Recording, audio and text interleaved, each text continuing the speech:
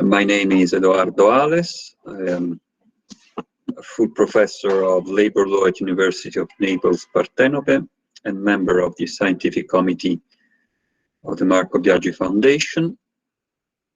I would like to welcome you all to this third iRel seminar or webinar. Many of the people participating know each other very well since we are part of the same network. I also would like to welcome people attending the seminar from outside the network. I see a bunch of them in the participant list. They are also increasing in number. So this is a very good sign that we raise the interest also of people not directly involved in our discussions.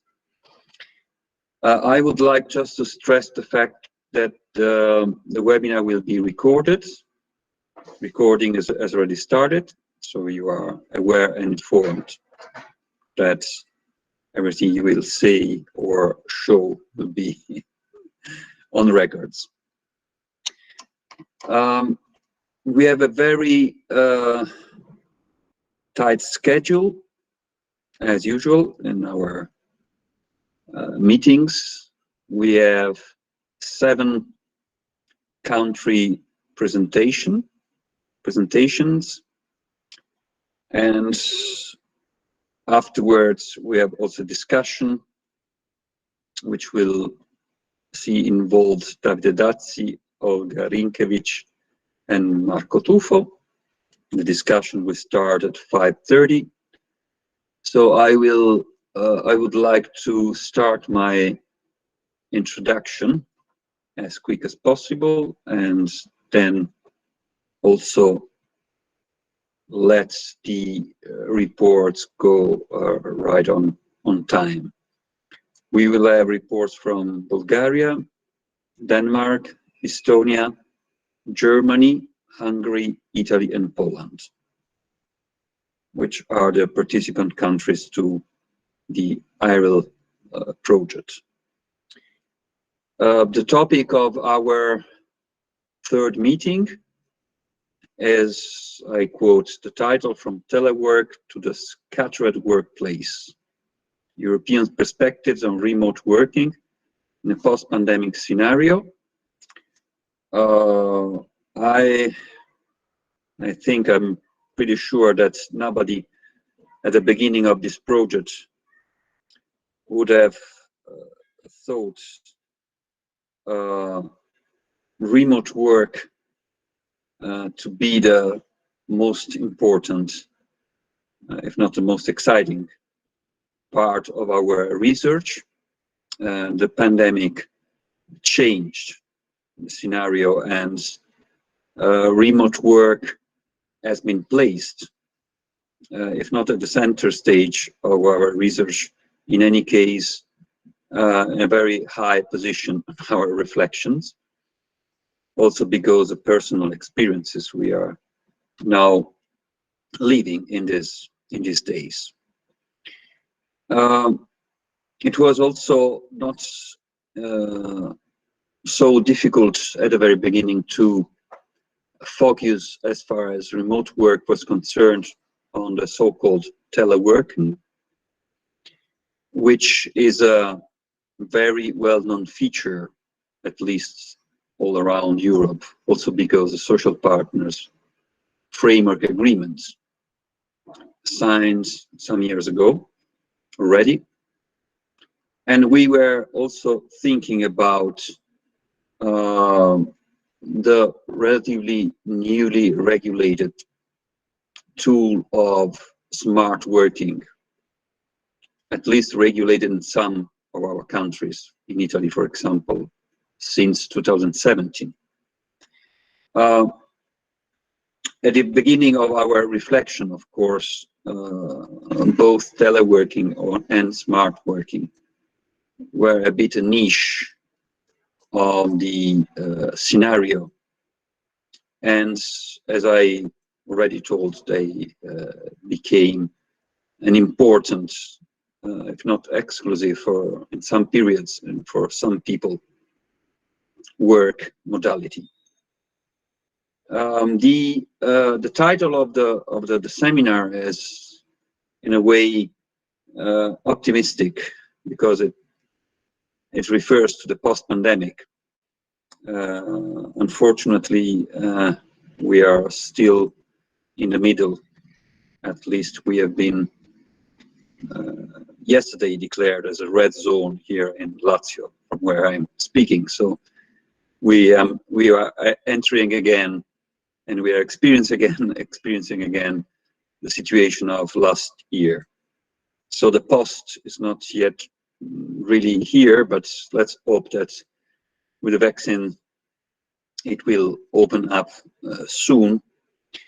I think that in any case, whatever the future development of the pandemic, the pandemic itself has shown us how fragile working from remote can be, and how people can be negatively affected by this kind of experience from different points of view, of course. But I would like to highlight further to the technical elements, which I think, and I'm sure, will be touched upon by the national reports. At least few points that, in my view, have to be emphasized in the pandemic perspective of remote work. Well, first of all, that's the fact that from a niche phenomenon, remote work has become a widespread modality of performing work outside the premises of the undertaking. This jumped up in a very quick and unexpected way. So I think that more or less all the countries in Europe and outside Europe, they were widely unprepared to cope with such a widespread phenomenon of people working from home without having the necessary equipments and facilities at their places. And this is a very important point, because if you look at the experience of telework and the regulation of telework, which is in a way the right and pure form of remote work, you can see how this regulation is and can be detailed, and how the social partners insisted on the fact that teleworkers, they shall enjoy specific rights just because they are not performing in the company premises, in premises of the undertaking, if they are not working in hub, so if they're working from home. So this I think is the first point. Remote work we are experiencing now as something that should look like telework, but in fact is not. And we are paying all the debts of this sudden change. The second point I would like to make is that in the same social partners agreement on telework, it was very clear, it was made very clear that there is a right of the teleworker to be connected, not to be disconnected, but to be connected with other workers, with their workmates. This is important because, of course, it's one of the ways in which the collective dimension of the employment relationship can be developed. It's also important because the kind of alienation we are experiencing working only remotely is under the eyes of everyone. So the idea of having a blended approach to remote work in order not to lose the context with other human beings, not only through screen or on the web, but also live in person. This is, I think, is the second big point we have to stress. And also in this perspective, probably more than in the first one, from this perspective, we are even more unprepared, because this is not our decision. This is not, in a way, the decision of the undertaking. This is a decision of the state. So we are forced to work remotely, which is, in my view, very, also from a juridical perspective, very difficult point to accept and also to live with. So the fact that the right to work in a physical environment and the right to have contacts, physical contacts with other people, has been totally denied. Well, I promise to keep it in the scheduled time, so I saved 1 minute in any case. But we are now ready, I think, to have the first presentation. So I would like to invite Ekaterina Rybarova and Maria Prohaska from the Institute for Social and Trade Union Research, Confederation of Independent Trade Unions of Bulgaria. Good afternoon. Can you hear me? Yes. Okay. I'm happy to see all of you. I hope you are okay. You are in good health. Okay. This is our presentation. We will have a look at the legislation, collective bargaining, and some other issues regarding which are envisaged in the national report. Concerning the legislation, please go. Please. Since 2010, we have some provisions in our labor law. At first, a framework agreement was prepared and signed between the social partners and the government, represented by the Ministry of Labor and Social Policy, which was, in fact, implementation of the European Framework Agreement on Telework. But some additional issues are put in this agreement. They are related to the so-called traditional homework, which is used in the services, retail sector, and in some other sectors of industry. Then in 2011, amendments in the labor code are made. They are particularly related to the telework, to the traditional homework, and temporary agency work, which is special. The amendments envisage both telework at home and other forms of remote work. But we don't have still legal provisions which concern more innovative forms of the remote work. Next, please. For pity, telework is still not very much focused on the, it is not very, the social partners still don't pay enough attention on the telework at the in the sectoral level, in the sectoral collective agreements, but in some agreements at the company level, it is envisaged.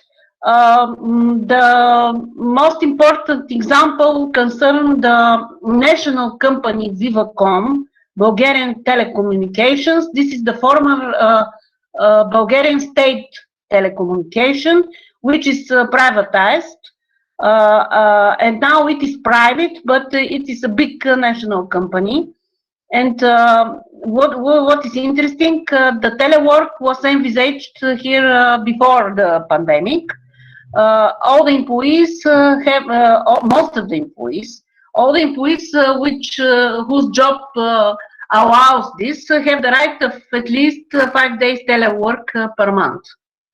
But usually this telework is used mainly because of the employees' needs, because they have to look for small children, for other relatives, and some other, to solve their family problems.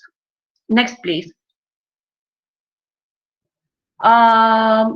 We don't have enough statistical data about the telework. For a pity, our statistics still don't collect, doesn't collect the data, particularly concerning the remote work and telework. But we have some research data. For example, in 2018, we have a survey made by agency Stat and Center for Economic Development, where they identify around 6.6% of the respondents which are involved in telework and ICT-based mobile work. But there are only a few of them who work, for example, several times daily or client premises, 4.4. 5% have worked several times per week, and 3.7 have worked several times per month. It is in 2018, it was still a very limited share of employees who are involved in the remote work. Next.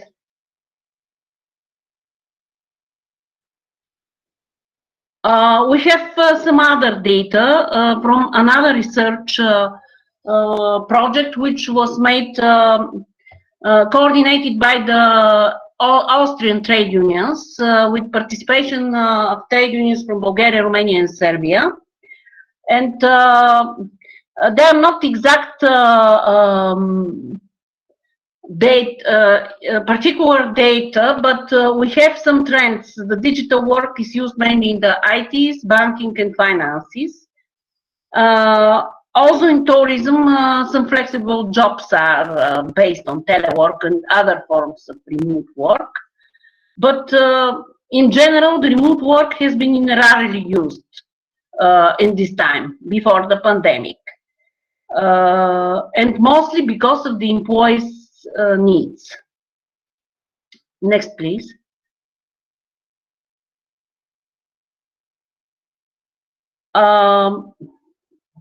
As I already mentioned, we have still limited, till 2020, we had still limited use of remote work. And because of this, its impact on the industrial relations is difficult to identify. It is still not visible. The exception are ITs, information technologies, but we could not see particular industrial relations mostly in these services, because the trade union density in the information technologies is too low, and they also don't have, we don't have that data whether they have other workers representatives. There is an exception. which happened in one company in 2011-2012. During the process of nomination and the election of the representatives in the European Works Council. And at this time, the employer tried to organize this election in only in online channels, which was not according to the Bulgarian law, but the Bulgarian law envisaged that this election should happen with either by the General Employee Assembly or by the Assembly of Proxies, but not in via channels. Till now, we don't have such provisions in our law, but this is the only special case where we could observe some impact of remote work on the industrial relations. Next, please. Which concerns the impact of the industrial relations on the remote work, it is still weak. Again, because of the limited implementation of the remote work, but it is possible to negotiate some provisions concerning the remote work at sectoral, company, municipal level. But at the moment, we have only some company level collective agreement, which concern also telework and other forms of digital work. However, in 2020, we could observe already a number of consultations at company and sectoral level because of so-called forced telework, forced remote work, which was already mentioned by Professor Alice. Next, please.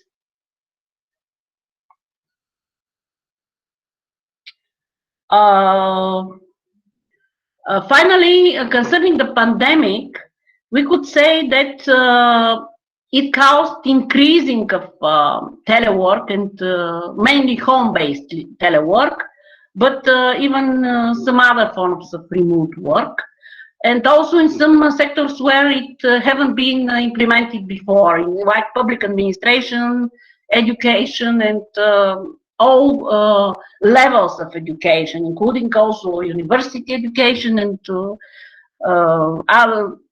all kinds of education. Also in many industrial companies, some employees were allowed to work from home.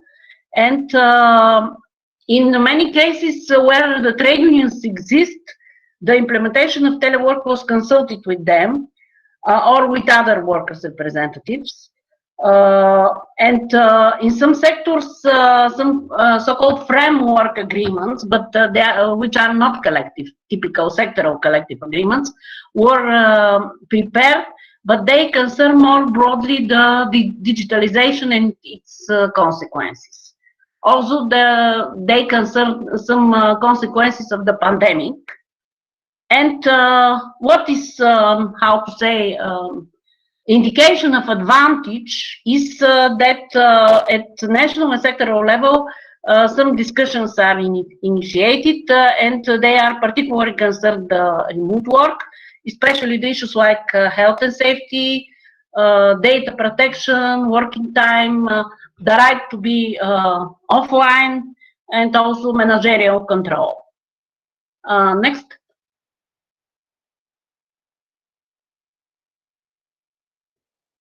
And we have some recent data from October, November 2020, based on some survey. For example, the Capital newspaper, this is probably the biggest economic newspaper. They organized the survey in this time, but the respondents were mainly professionals and managers. Who have worked from home or from other, but they used telework, and the survey was related to their attitudes and motivation for work this way. The interesting point is that most of them, 60%, reply they feel better and more productive because they use telework. But many of them also share that they need office work. They don't want to be to have this status only working telework because they miss communications with their colleagues and co-workers. They miss more the personal communications, and probably the personal communications are caused another kind of relations among persons, and most of these respondents think that so-called mixed forms, hybrid forms, would be better to have both presence at office and also to have some time to work from home or from other point. And it seems that some companies are ready to continue use telework in the future, which is not depending by the results of the pandemic and how long the pandemic will continue. Because many managers indicated that the productivity of their employees increased when they used the telework. But nevertheless, it seems that telework is either in general it is bring to positive results, but there are some problems because of the using telework as well. Okay, that's all. Thank you. And if Maria wants to add something, if we have some time, of course. Thank you. We can give the floor to the next presentation. Maybe Maria will intervene later on. And we have now Denmark. Natalie, hello. Yeah, I see you. We hear you, and you have the floor. Perfect. And hello, everybody. It's nice to meet you. Although we don't really meet, but it's just nice to meet in these projects and see people, as you know, outside our homes. Allow me also to present to you. I hope this is okay, Lina. Yes, she nods. A new assistant that is helping me in this project. Her name is Lina, and this is her first study meeting. So please extend a warm welcome to Lina. Okay, so let me just share my slides. All right then. I have made just a few slides, but I hope we can also discuss a little bit later. First of all, I've also made the presentation actually a little bit from the starting point of what did we learn in Corona times, because it was such a big social experiment, particularly on home working. But of course, we can also go into detail more with what's the regulation that was in place before. So the overall social situation in Denmark before we start talking numbers is that we have pre-Corona, we had about 2.8 billion people. That's not true. Million people in sorry, million people in employment. These are heads, not full-time positions. And also we experienced, as everybody did during Corona, a drop in employment. The unemployment rate, which was a sort of historic low before Corona at 3.4%, was increasing up until the high during Corona at 5.3% in June last year, but has now sort of come back to the place where it was before. This doesn't mean that people haven't lost their jobs. They have just, it's a change in the dynamics of the market. So people have got new jobs, a lot of the ones that were reduced. So we are back at the sort of level where we were before, is the latest measurement. And this is, of course, clearly a result of not only the health strategy but also the economic strategy of the Danish legislators, and also the social partners who assisted each other in forming sort of a strategy to hold, that was the word in Danish, is to hold the hand under. It's more like extending a safety net under employees, companies, and general society. And this also means that when we went into Corona, there were very few sort of specific adjustments to the existing regulation on labor law or employment relations. Very, very few adjustments were provided, mostly as a consequence of being able to implement the tripartite agreements on salary compensation packages and upskilling whilst unemployed. To do that, so that is sort of, I think, good to know before we talk a little bit about how it has been with home working in Corona times. Also, because other aspects that needs to sort of be taken into account as well is also that the overall experience in Denmark was that it was fairly smooth to transform from being at a physical workplace to start working from home more or less all the time. Facilitators for this smooth transformation has been looked into, and of course it made a big difference that there was a high level of digitalization already in companies. 75% of all employees had been issued with their own laptop pre-Corona, which meant that for the equipment to be present to go and work from home, there was only small adjustments necessary, maybe an extra screen, maybe an upgrade in internet in the house or whatever. But so the equipment level as well as the infrastructure was in place at pre-Corona. Another element that facilitated a smooth transaction was that in companies in Denmark, they measured the companies that had a more smooth transition had a higher level of social capital.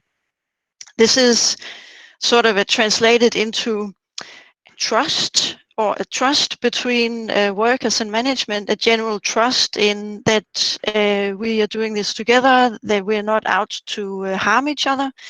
This was in place already before. It's one of the things that you will also find a lot of research on in Denmark in general. But the high level of trust also facilitated a smooth transformation, and it goes both ways.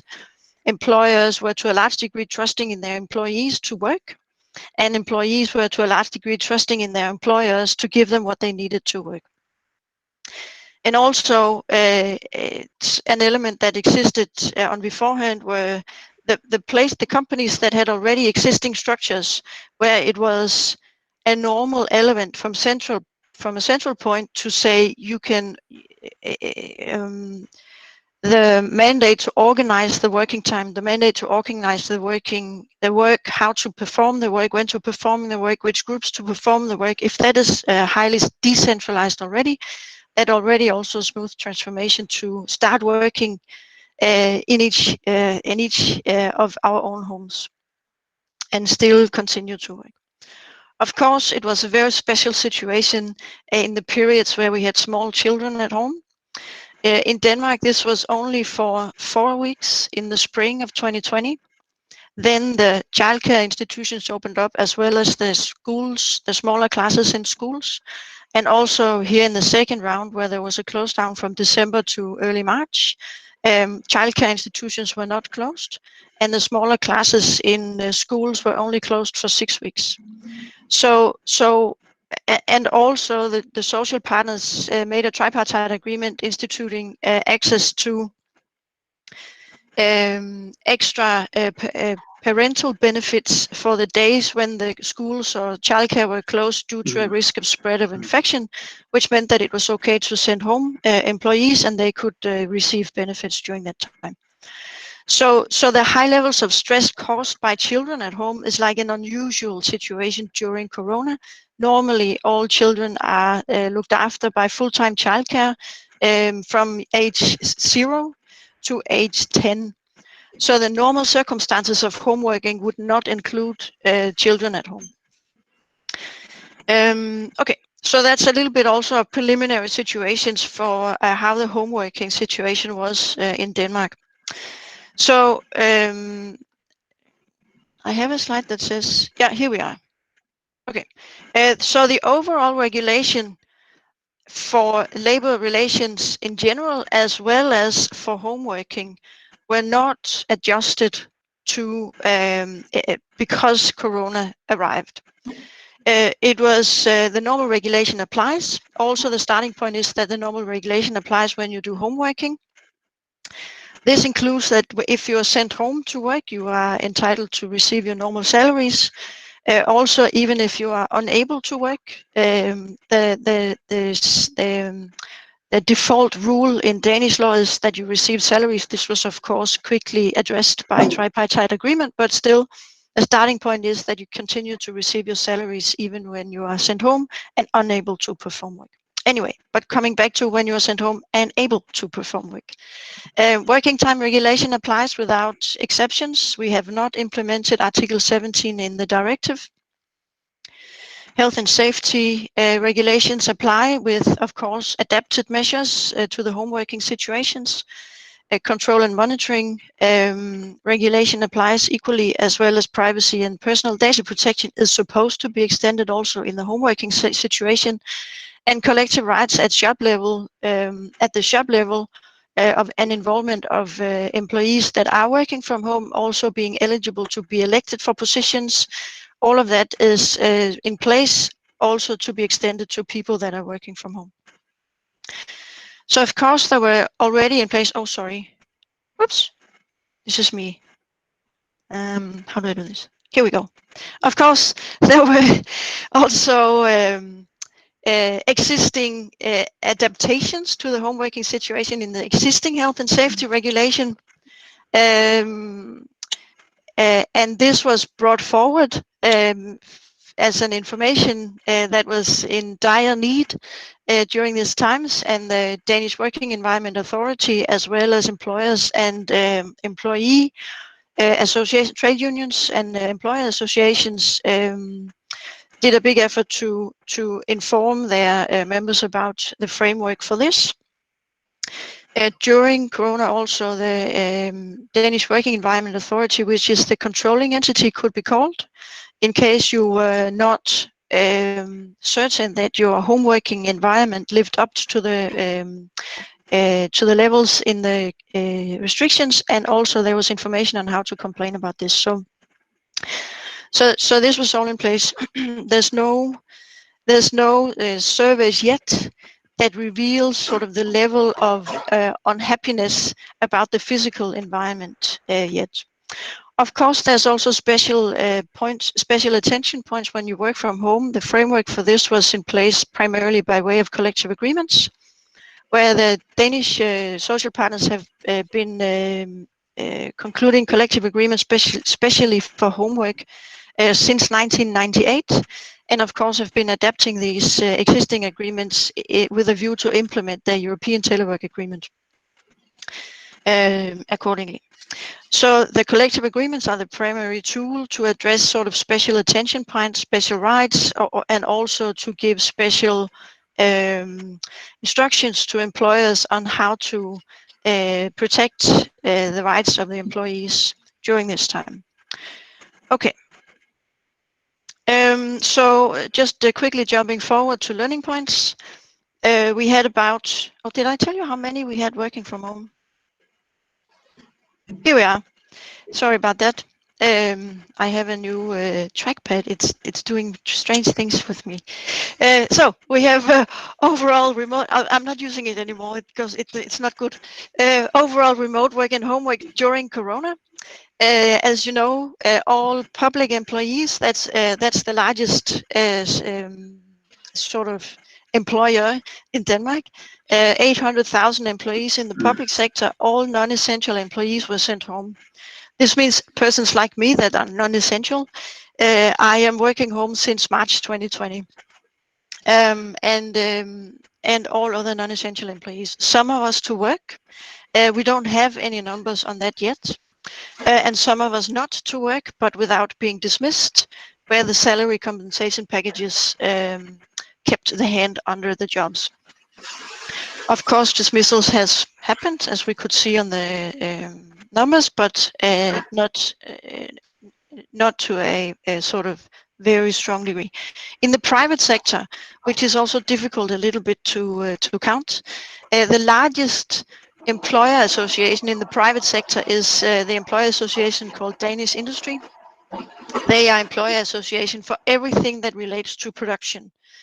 And they have about 71,000 companies as members, and they cover about 1.5 employees. So it's a very large indicator of what goes on in the private sector.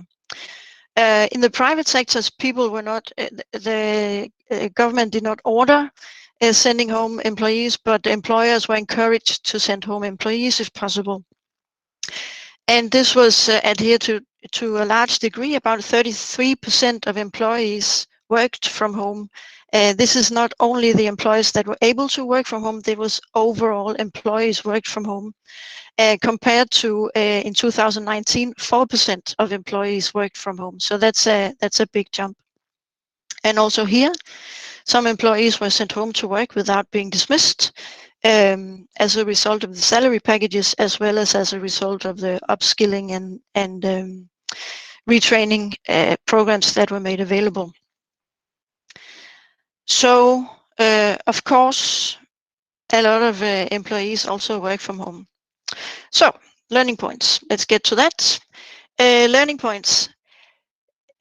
Surveys have been carried out that ask the employees. In these surveys, conducted by universities as well as independent research foundations, some overall takeaway points from home working, which is kind of a surprise to everybody, are these. First of all, that most of the persons asked experienced improved work-life balance. They had more time to spend with their families. They did not feel, they saved time by not commuting. They saved time by not going to meetings other than those needed. And they saved time by being able to organize their own working time and focus without interruptions. Of course, and I'll come to the downsides later, don't worry. So there was one learning point. Another learning point was that the level of production did not drop. That was against the expectations of the employers, who had always been quite skeptic about home working. But even in Denmark, where we trust each other, right?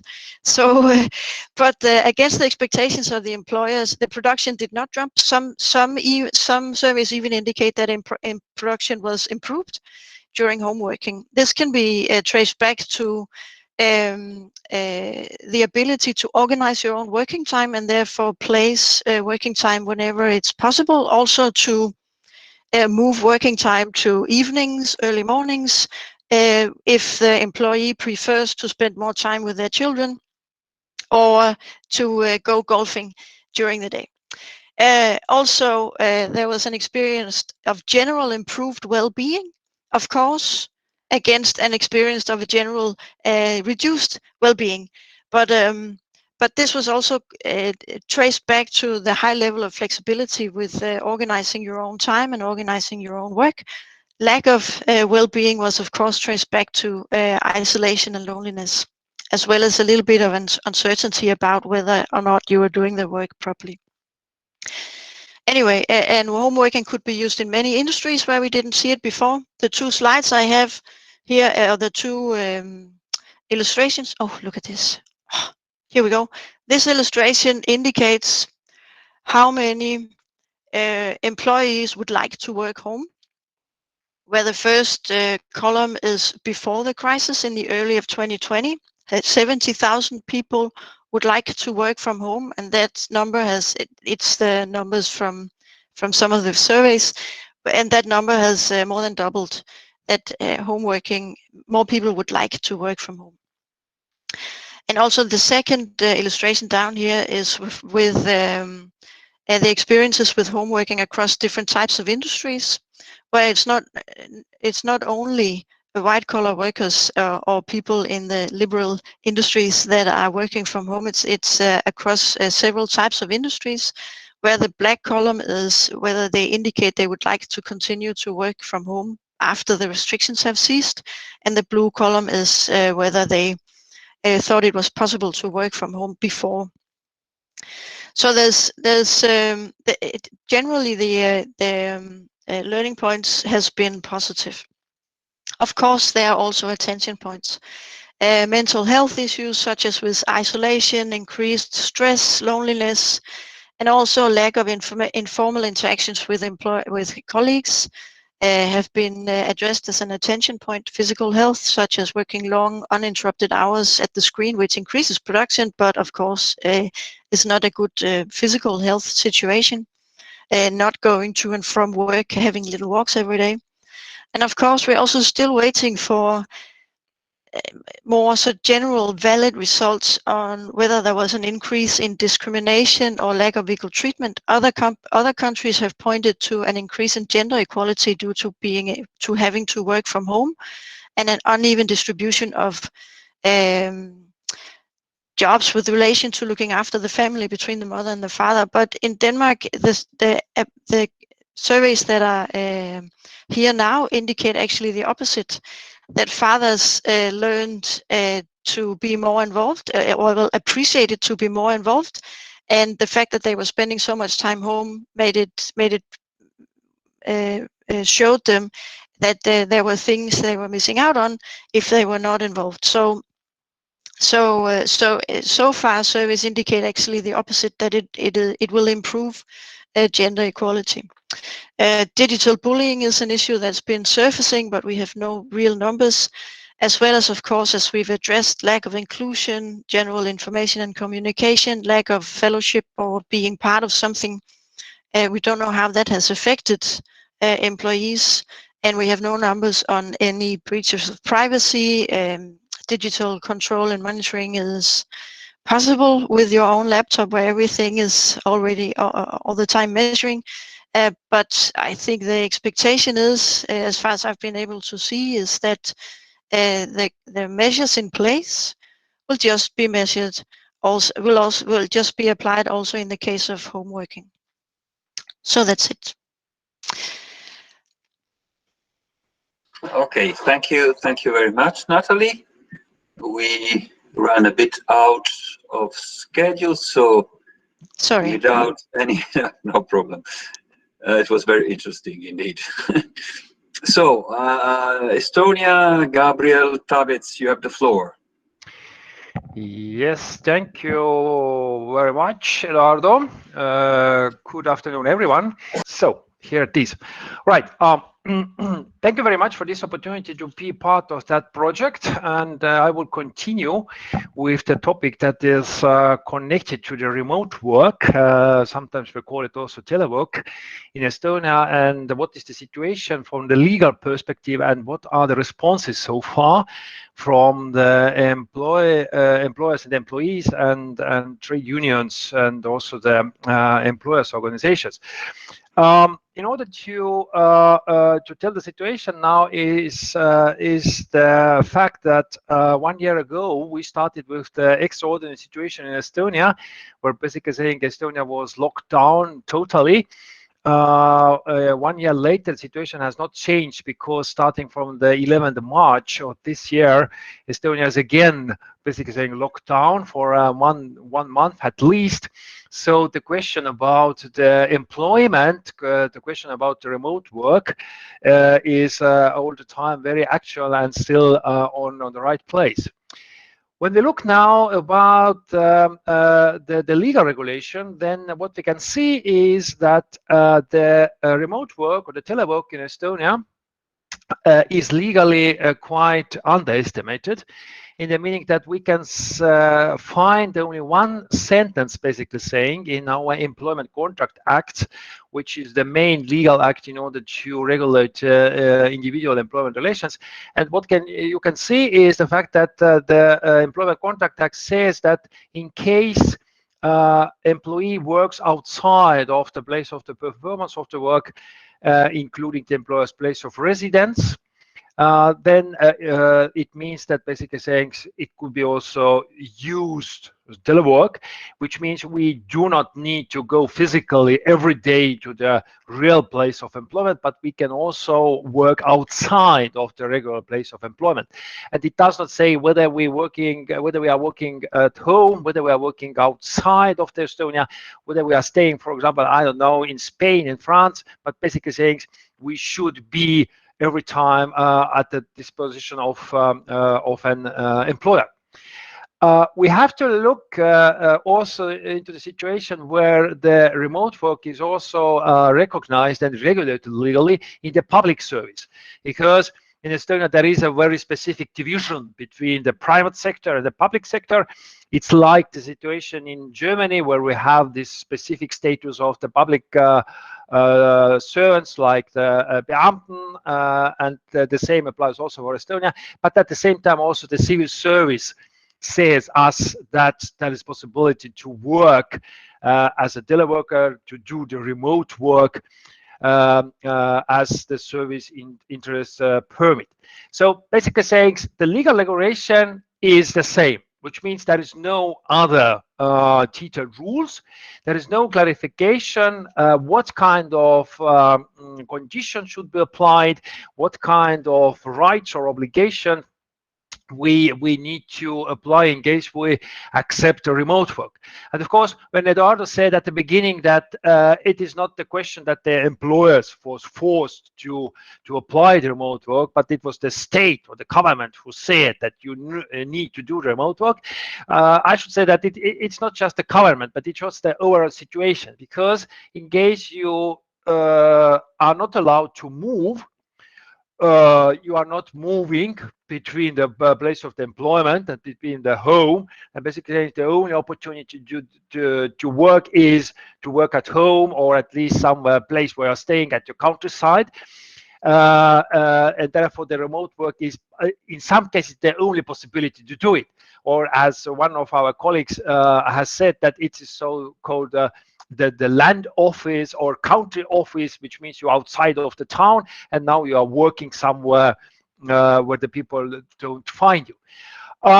When we now come a little bit away from this legal regulation and look at the statistical data that we have so far in Estonia, then before the pandemic situation, the number of the remote workers was quite stable. Approximately 5% of the all people who were employed in different way, whether under the employment contract or under the civil law contract.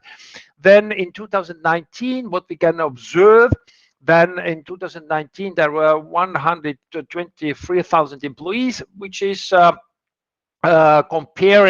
compared to the 10 years period for the 2009 to the 2019, it's 3 times more than the 10 years ago. But of course, the situation has changed already in last spring, where the number was growing quite rapidly. And what we could observe, especially in the first wave of this pandemic situation, the COVID-19, then we can see that approximately 40% more or less of the all employees were engaged in the telework. It means that not all the people could use the telework, because some people, they have to work in the production industry, they still have to work outside to make the field work, like in construction site and so on and so forth.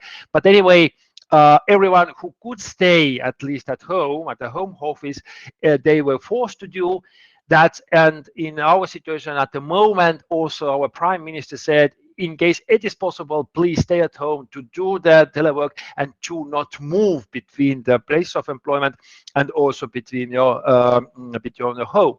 I can also make sort of comparison between the Estonia and our neighbor country Latvia, because the Latvian government said very directly in the meaning that all people who have this possibility, they are forced to do the telework, the remote work. They have to stay at home, not to move between the place of employment and also home. In Estonia, this kind of regulation is not so strict at the moment. It is just basically saying the idea or the call of the government to all reasonable people to stay at home, to work at home as much as possible, and not to move between the different places. When we now try to look how this remote work has been recognized by the social partners and also by the state, then what we can see is the fact that the social partners, in the meaning that the trade union, Estonian Trade Union Confederation, and also the Estonian Employers Confederation have concluded already 2017 agreement concerning the principles of the telework.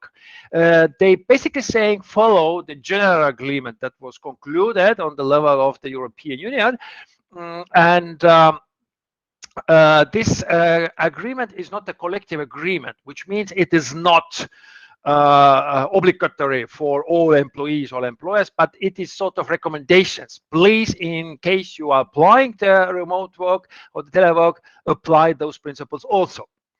And in 2019, the Ministry of Social Affairs has issued also the soft law, the guidance concerning the health and safety rules for the teleworkers. And this is also not, again, mandatory, but it gives sort of rules how, for example, the employers and the employees could share the responsibility for the occupational safety and health rules, and what kind of rules the employee has to apply in order to stay again in a healthy situation and not to be attacked by the occupational disease or even the work accidents. And it also it shows that already before this critical situation that we have at the moment, the telework or the importance of the telework has been recognized by the social partners, by the state, and in that sense, we also acknowledge that there is a sort of development of the telework or remote work. We do not make any difference between the different categories of remote work, whether the person stays, for example, 1 or 2 days at home and 3 days at the place of job, or or this is the total telework, in the meaning that the person does not show up at the workplace at all. This possibility where there's a flexibility and the employee can agree with the employer where to work, how to work, and what are the tasks, we can call it like the remote work or the telework. So taking into account this legal background, especially also this soft law legal background, we can say that the importance is still growing. But what we can observe is the fact that from the legal point of view, there is no clear legal regulations. So in the meaning that the conditions how to apply the remote work should be agreed between the parties to the contract.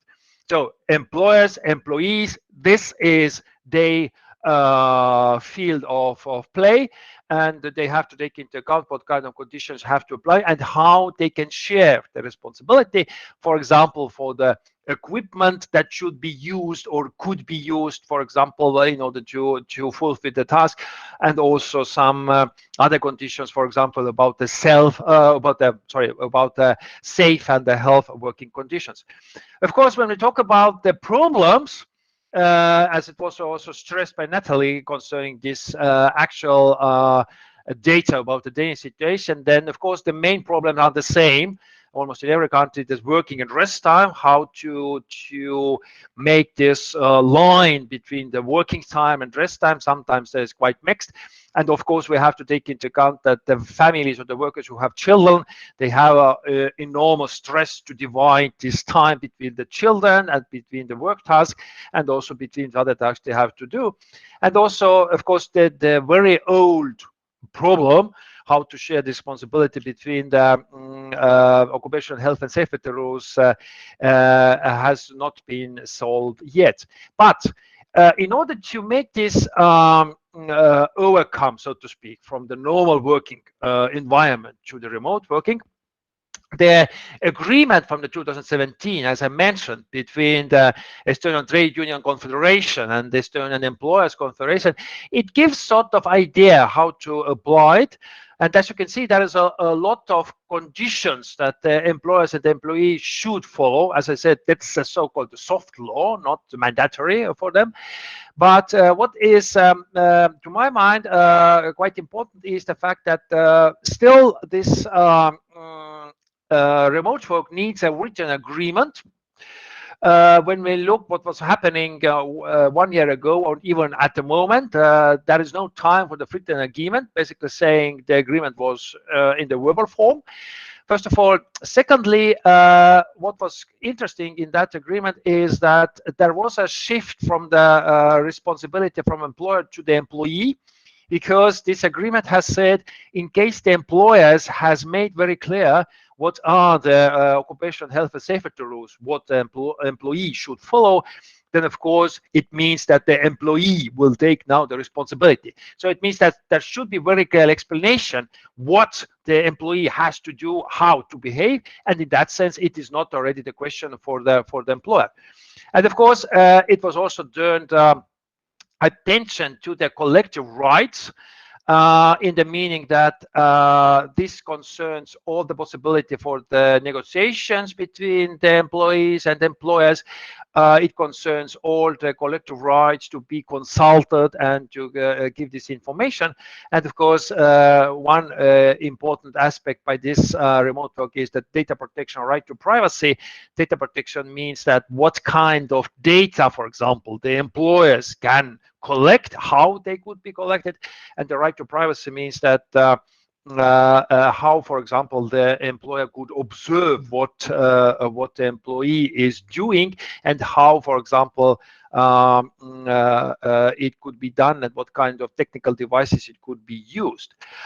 When we now try to clarify what kind of responses we have during this telework or remote work development, then we have to look what was happening during this pandemic situation. The interesting fact still is that after the first wave, when there was a sort of experience how to apply this remote work in full amount, basically saying, then when still the restrictions were away, for example, in September, in August last year, then some, not some, but let's say still a number of employers have said they never want to go back to the remote work, because they understood that the remote work is a little bit complicated to organize, it's quite expensive, and therefore they are not closing their shops, and they want still to have those people at the workplace. The second wave now, what we are facing, especially starting from January and February, situation in the technical sense has not changed.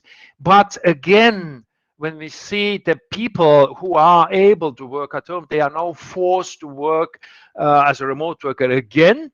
And still the government has called, not forced, but has called all the employers to be reasonable and to apply the remote work as much as possible. And of course, it all goes to the cost of the employers. The legal regulation has not changed. It means the same rules that we have seen at the beginning, this one sentence in Employment Contracts Act and the one sentence in Civil Service Act, they are the same. There's no changes, and so far there is no plan to change the law, and still the parties to the agreement, to the individual employment agreement, they have to clarify the situations. And of course, we have already experienced from the first wave, and now in the second wave, it would be more easy to conclude such agreements. But of course, there are questions that are not solved at the moment, nor by the collective agreement or neither by the individual agreement, for example, about the costs of the different equipment, about the cost of the internet connection, and the basic problem is that not in every part of the Estonia the internet connection is so good as it could be, and therefore sometimes it is rather complicated to apply the remote work. But still, we need to apply this, and we hope that the situation will be a little bit stable. But it seems to be that in case all the restrictions will go away, then some of the employers will return back to the normal situation, and remote work maybe will be a little bit stabilized, but not growing so fast. So That's all from my side. Thank you very much for your attention, and afterwards I will go further. Thank you. Thank you very much. Maybe you can share the slides afterwards per email, because you didn't go through the slides, but it's not a problem. Yeah. Okay. Oh, we see the first and the last, but it was in any case an impressive presentation. Thank you very much, Gabriel. All right, that situation. Thank you very much. Oh, I'm sorry.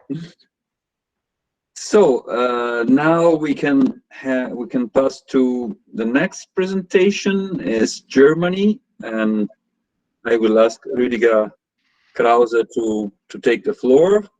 Okay, so then you can change to the second slide, because there is a short outline of that, what I've been talking. A second, please. Okay, that's fine. First, I would start with some empirical data on the situation in Germany, and then turn to the most, let's say, important legal challenges of remote work we have here. Some words on the general legal framework. I have to say we do not have a particular act on remote work, but some questions I will touch. And then pandemic-related political initiatives, in particular as regards health, safety and health issues. Then legal problems we are talking on, and there is a discussion on that points in Germany. And the last point shall be the social partner agreements, which deal with the question of remote work. So next slide, please.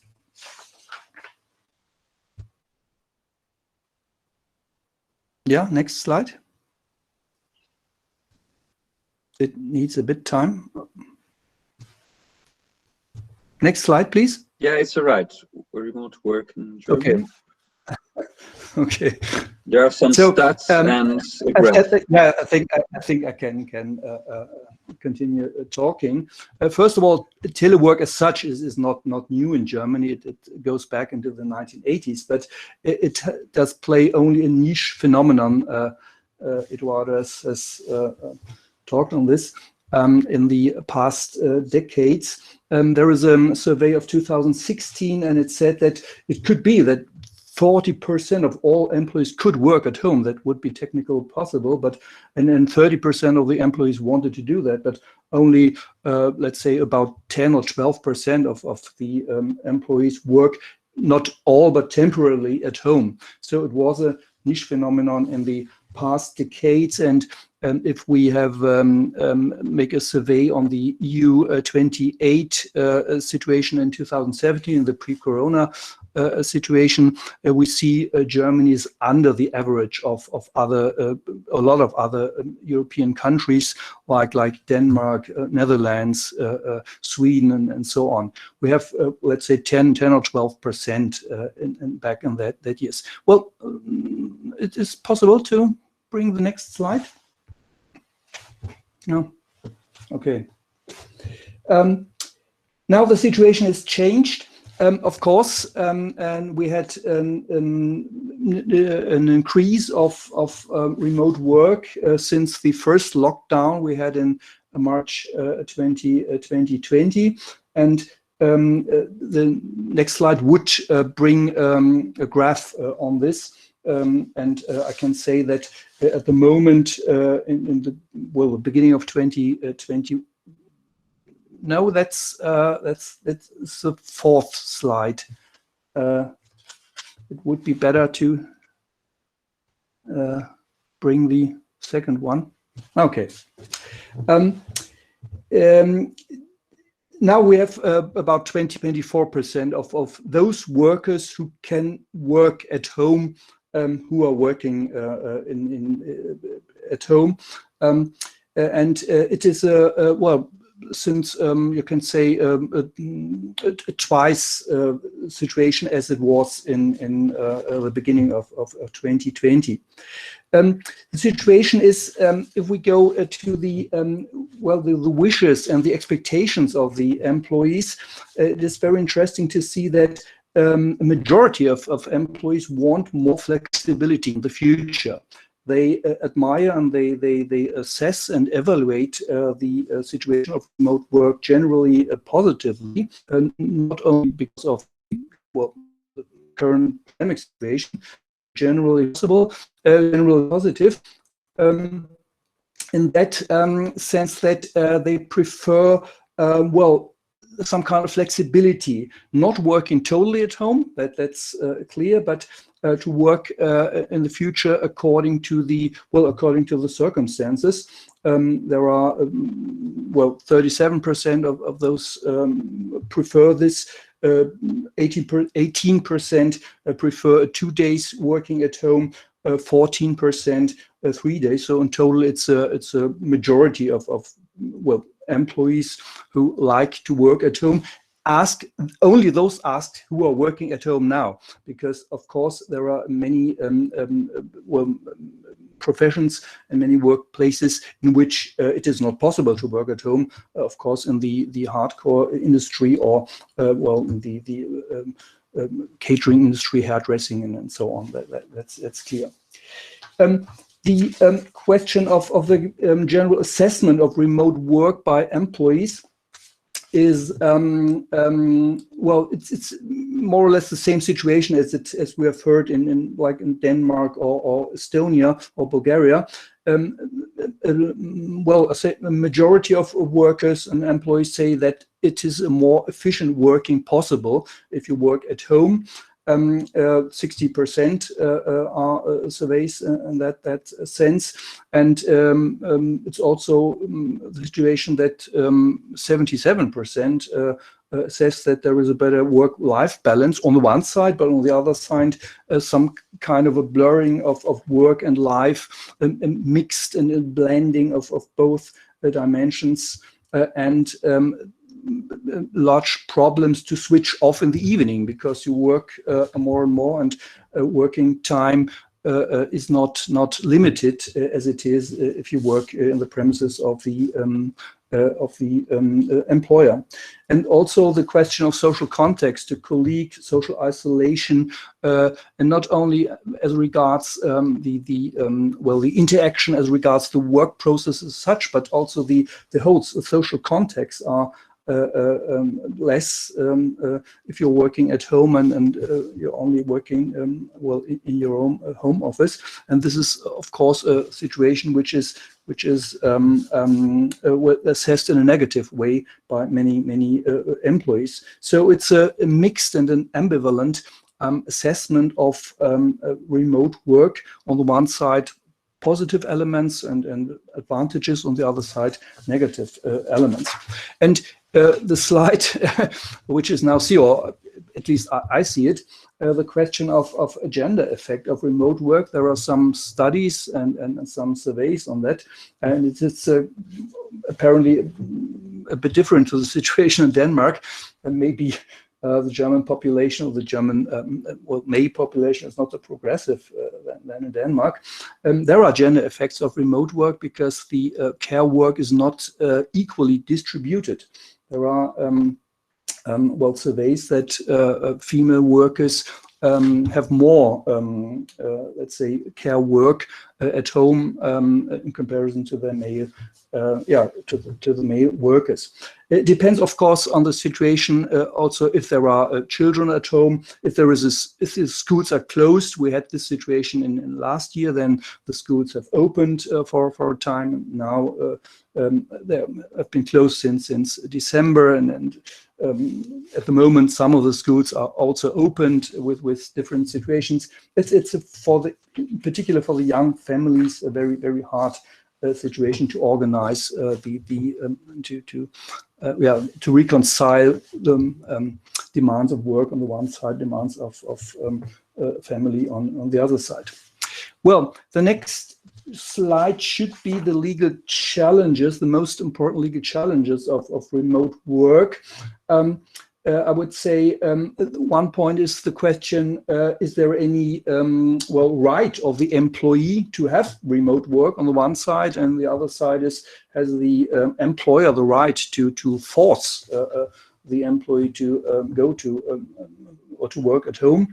Other questions are the distribution of costs, who does pay for the equipment which is necessary for working at home, safety and health standards at home, the working time issue I've mentioned, and monitoring of workers and something like that. These are the most challenging, legally challenging questions, and I will come to this points in a minute.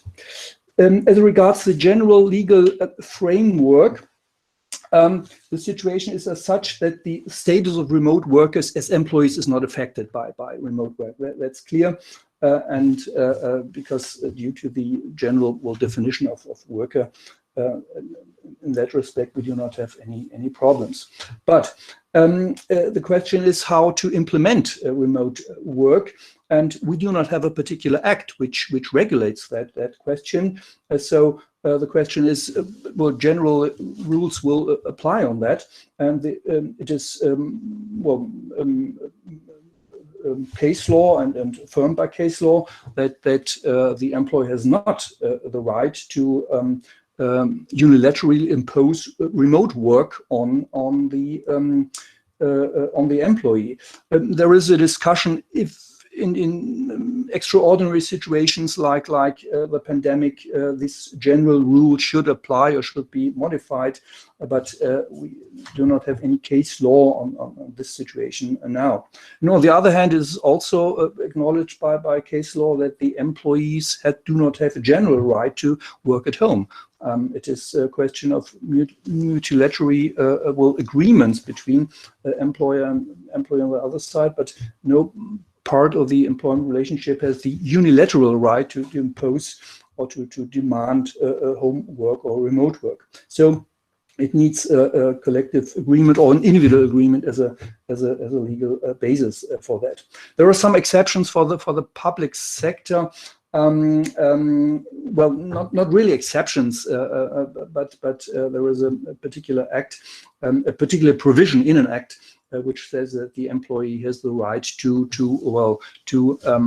demand a decision of the employer to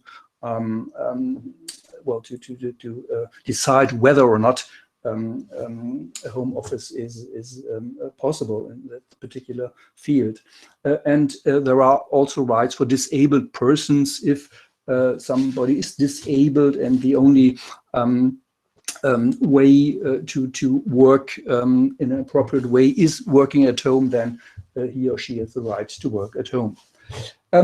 There was in the last year in 2020 a draft or an initiative by the Federal Ministry for Labor and Social Affairs to implement a Mobile Work Act. It was not absolutely new. There were some demands in the past by the trade unions and political parties of the left and so. But it was for the first time that the ministry himself tries to launch such a legislation, but he did not succeed because the resistance was too strong in the other party of the coalition. So the basic idea was that each employee should have a right to work at least 24 days in each year at home, but this at the moment this will not come into an act.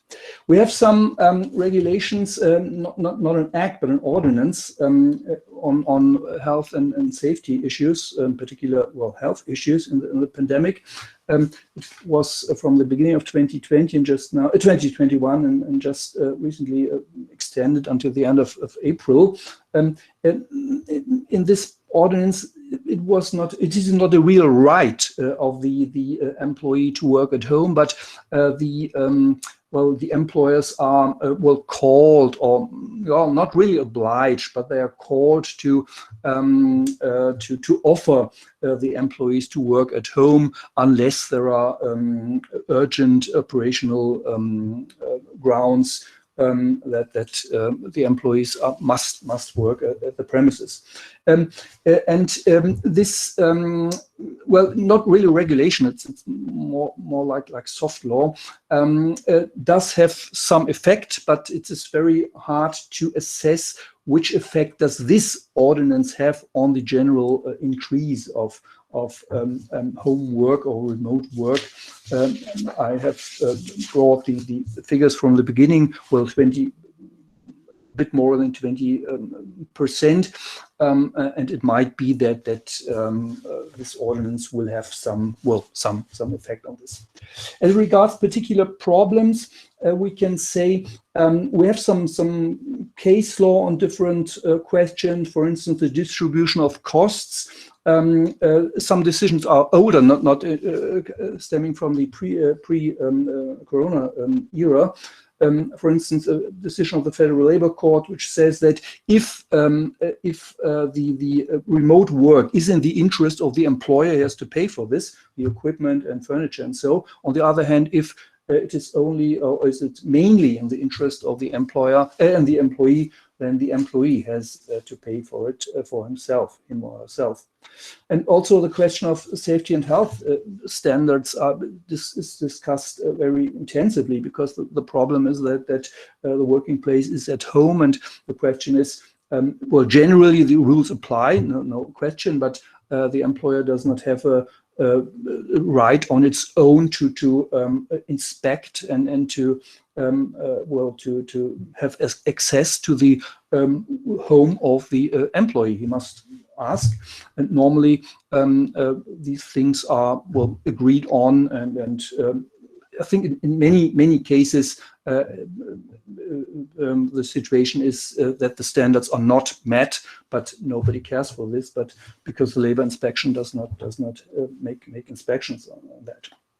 Working time assessments are also working time questions are also discussed very intensively, because practically it is the situation that the working time regulations are not really met as regards rest time and so on, and even the question of recording of working time. We have a regulation in the German Working Time Act, but the decision of the ECJ on the case of 2019 is not yet implemented into German law.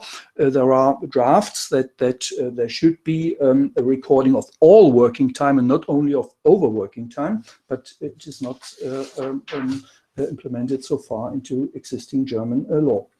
Well, monitoring of workers is also a problem which is discussed very intensively. We do not have, well, you can say perhaps German employers trust their employees a bit less than the Danish do. There is an increasing discussion on monitoring of employees via software.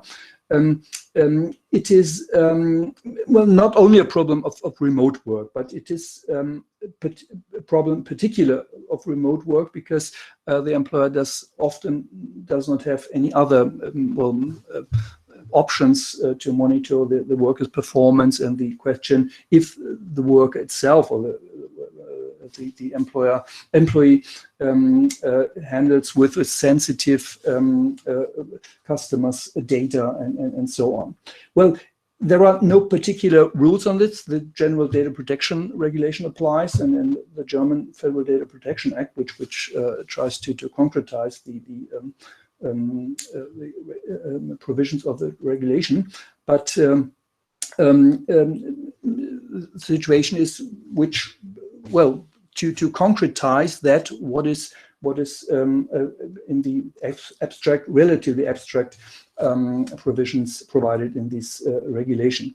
Generally, it is possible to say that normally the expectations of employees as regards privacy are regularly stronger and more extended if they work at home. But there is no particular regulations which deal with that problem. One point is that if there is any kind of surveillance of employees with technical devices, and there is a works council in the company, then the works council has a co-determination right, and he has to be involved in the process in order to bring some kind of additional protection. So the last point should be the social partner agreements. We have some social partner agreements at sectoral level stemming from the pre-corona era. well, sectoral agreements are concluded normally not on those questions, not every year. So they stem from the another, well, another surrounding. I will mention only two of them, very important, concluded by the IG Metal 3 years ago, in 2018. It does not provide a real right of the employee to have remote work. It provides more a framework for works agreements. But it is very interesting because it provides some auxiliary rights. For instance, that there should no duty of the employee to be available during free time. The so-called right to disconnection is provided there. No work during holiday, which is more or less self-evident. Training and mobile work, and a very also interesting point, a reduction of the daily rest time from 11 hours to 9 hours if the employee is autonomous in fixing working times. It's possible according to German law and also according to the working time directive. And one point or another agreement at German railways, it's interesting because Eduardo has mentioned it at the beginning, there is not real right, but the partners of this collective agreements provide expressly that they agree on the necessity of the embodiment of employees in the social and cultural order of the establishment. They have the impression that this is important. This is more than, well, an employment relationship is much more than simply working. And this is, I think, an interesting point, and we should perhaps consider about that. Most important are the works agreements, because the question of, well, working remote is more it depends more on the particularities of the particular company, and there are surveys on a lot of works agreements which are concluded in the past years on different questions. The question of are there any rights? Some of the agreements provide real rights of the employees. Others only give the right to apply for remote work. They deal with the question of the equipment, who should bear the cost of the equipment, mostly the employer, of course. Self-contained health issues, some checklists for the economic workplaces. The question of is there any right of the employer to inspect the domestic workplace, and so on.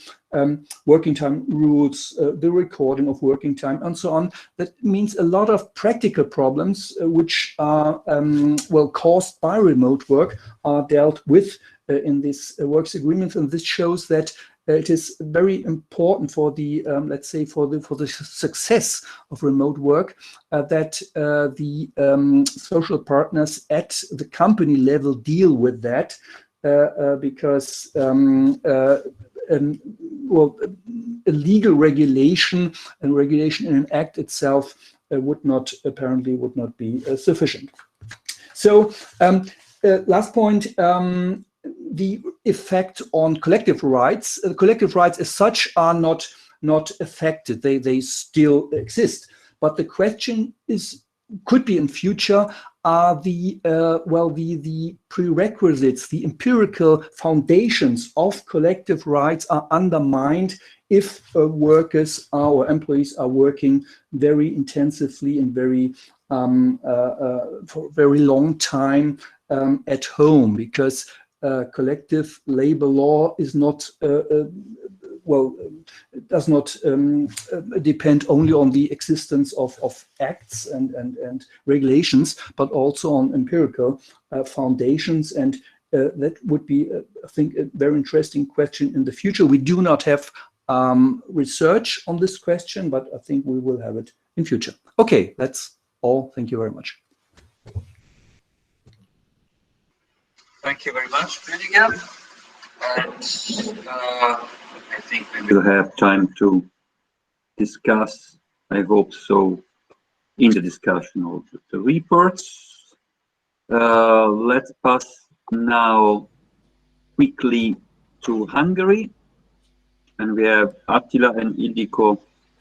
I think they are ready to take the floor. Yes, I see you both. Yes, okay, great, thank you. I will start with presentation, so I will share our slides. Okay, thank you. I just did the same thing last time, so I don't know why I can't do this right. So as I mentioned, I will start our presentation today. With Attila, we will shortly summarize our Hungarian national report. So here you can see 4 points, 4 main points we will discuss today. I will talk about the implementation of framework agreements on Telework in Hungary, and then I will talk about some basic rules of Telework, some statistic data, and then our labor code regulation. And then I will give the floor to Attila, and he will talk about home office, which is a, let's say, a specific Hungarian legal institution.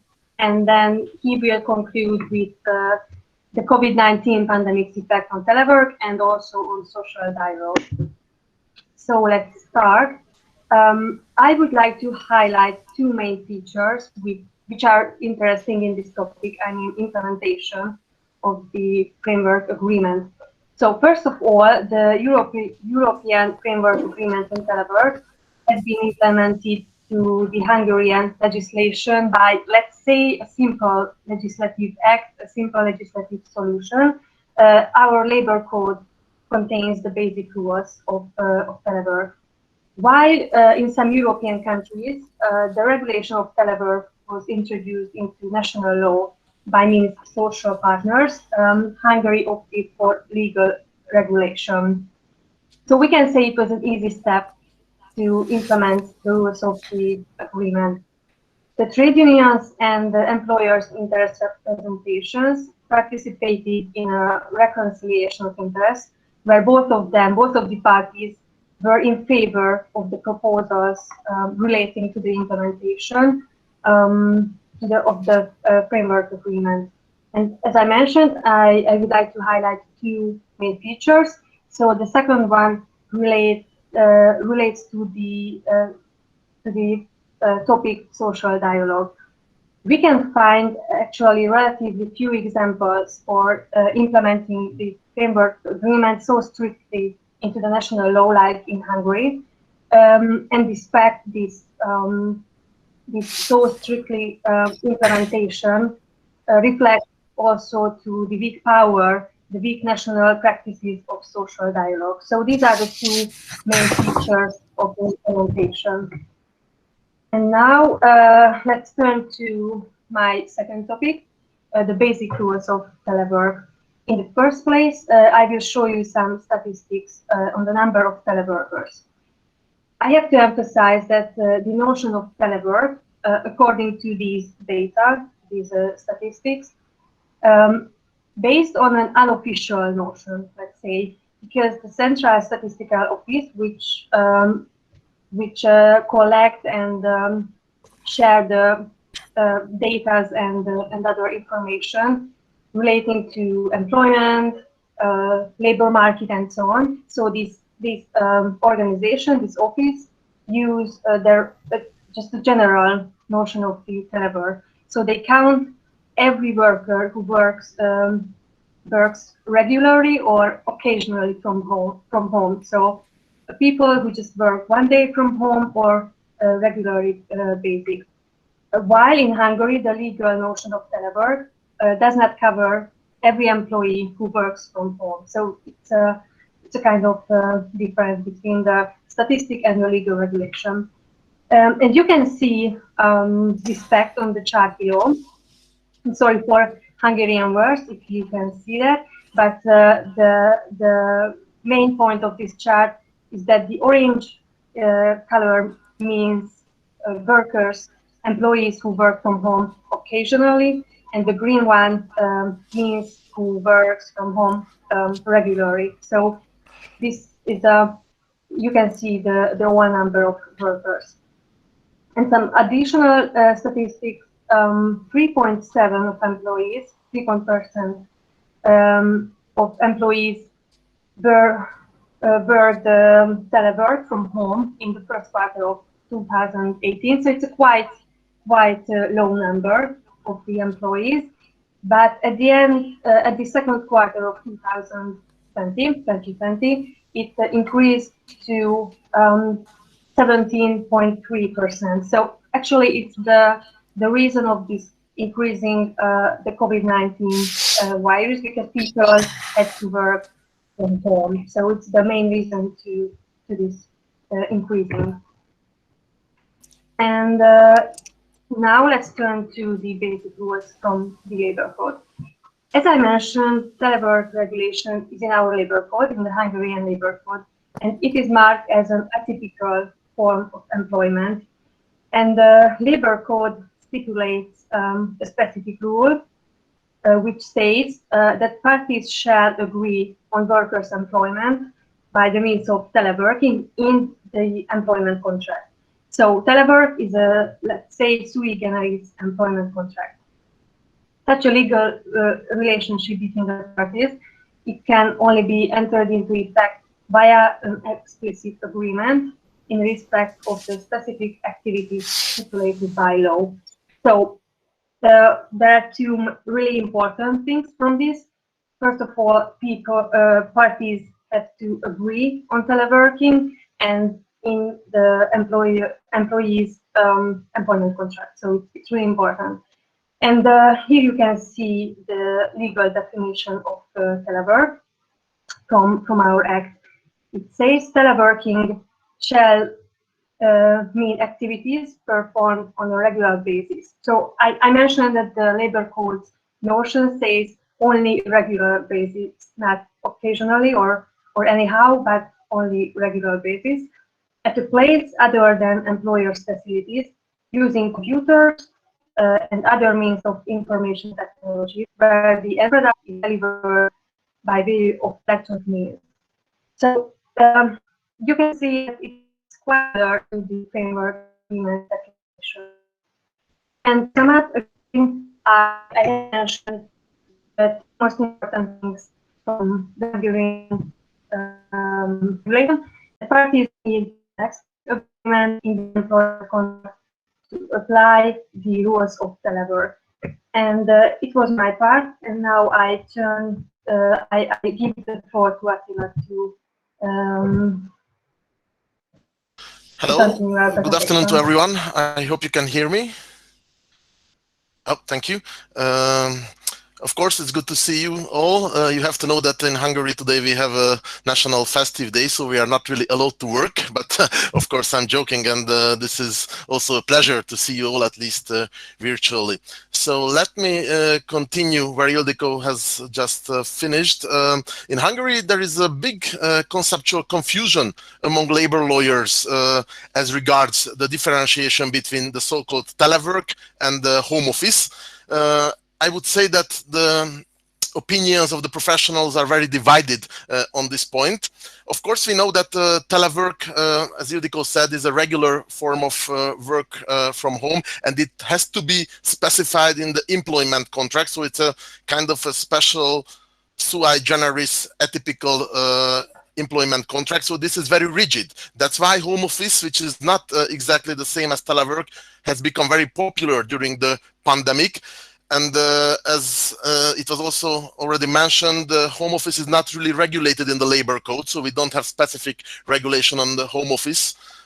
Only in the public sector. In the public sector, we have some very blurred and very shaky regulation, but we have some kind of an official differentiation between home office and telework. In practice, in the legal practice, home office can be based on three different options. First, it can also be an agreement between the parties, not necessarily in the employment contract, as it is the case with telework, but it can also be based on a special separate agreement, even temporary agreement of the parties. The second option, according to Hungarian labor law, that the employer can authorize the employee to determine, to choose the place of work, and this is part of the managerial prerogative.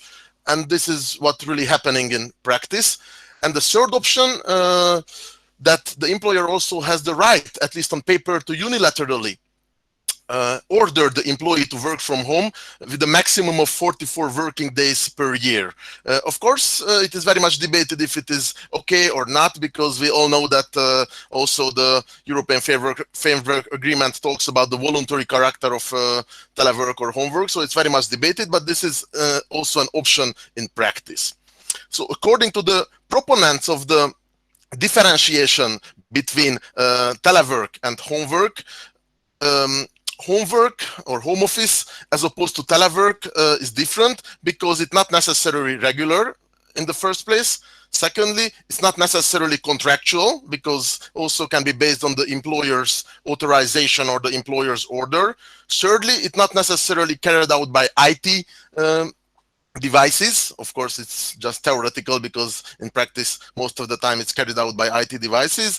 And it also not necessarily entails specific working time regulations as telework does. So this is more or less the situation. So there are obviously some differences in practice between home office and telework, but we think, according to our opinion, these differences are rather artificial and exaggerated. Of course, some clarification would be needed on this, but in our opinion, this very shaky differentiation, this conceptual confusion could be traced back to the implementation of the European Framework Agreement into Hungarian law, because in 2004, when the European Framework Agreement was implemented, Hungary was just accessing the European Union, and this is an important context because Hungary wanted to overperform, in my view, in our view, and we kind of copy-pasted the Framework Agreement, and the mistake is that, as Ildiko also said, for telework there is a need for a specific employment contract, which is a very rigid situation. Please switch the slide, Ildiko, if possible. Yeah, let's talk about some words about the COVID pandemic's effect on telework, which is quite straightforward.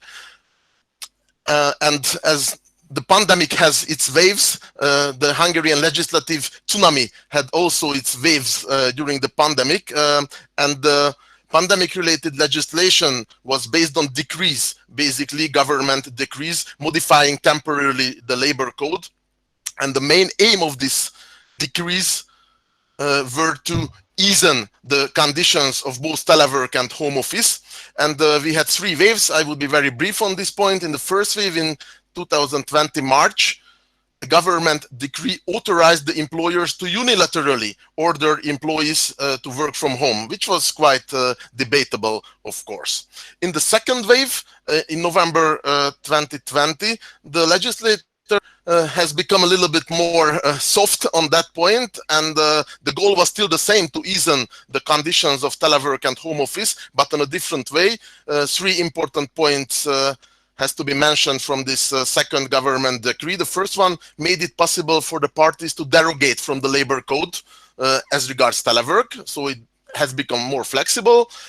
The occupational health and safety rules of telework has been put aside by this government decree temporarily, of course, only during the emergency situation, and some kind of a tax advantage, tax measure, financial support was attached to teleworks, which might help, of course, in practice.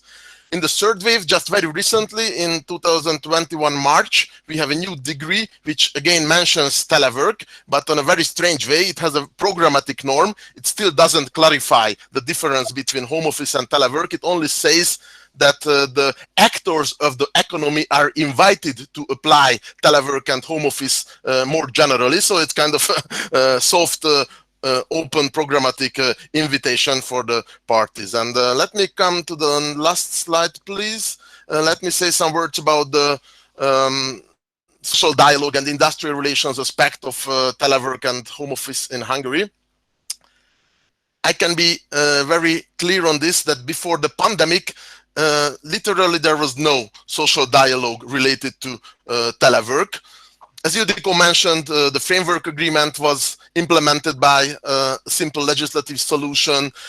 we did a research into existing collective agreements, and we couldn't find any single piece of a collective agreement which has a detailed, or not very detailed, but at least some kind of a regulation on telework, and this is not really happening. So if there is a telework or home office statute at the employer, it's almost always based on internal regulation or company codes, but not on collective agreements.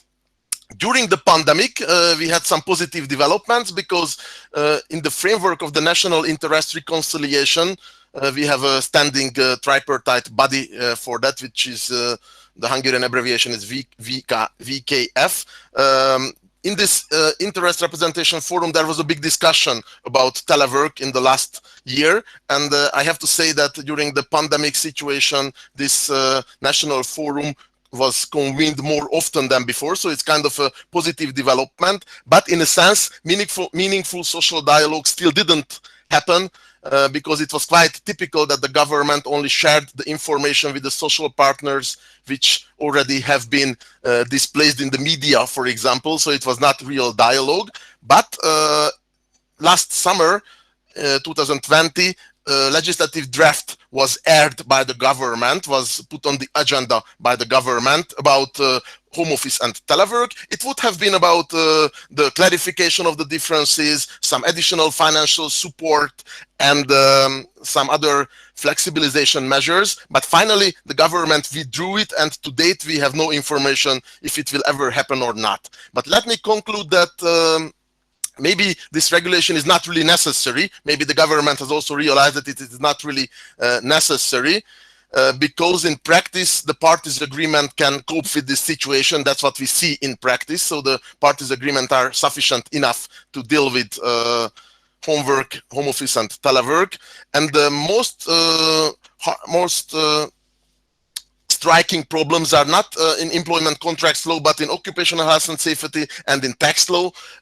And there would be a need to pay more attention on that point. And as a final remark, let me just repeat what I have said before, that I think, and we think, that the European Fair Work Agreement was implemented in Hungary on a flawed, imprecise way, because as we stressed many times, it's quite a flawed concept to require a specific atypical employment contract for telework. So this is a mistake in our view, and this is the thing which causes most of the differentiations in opinions. Thank you very much, and let me finish now.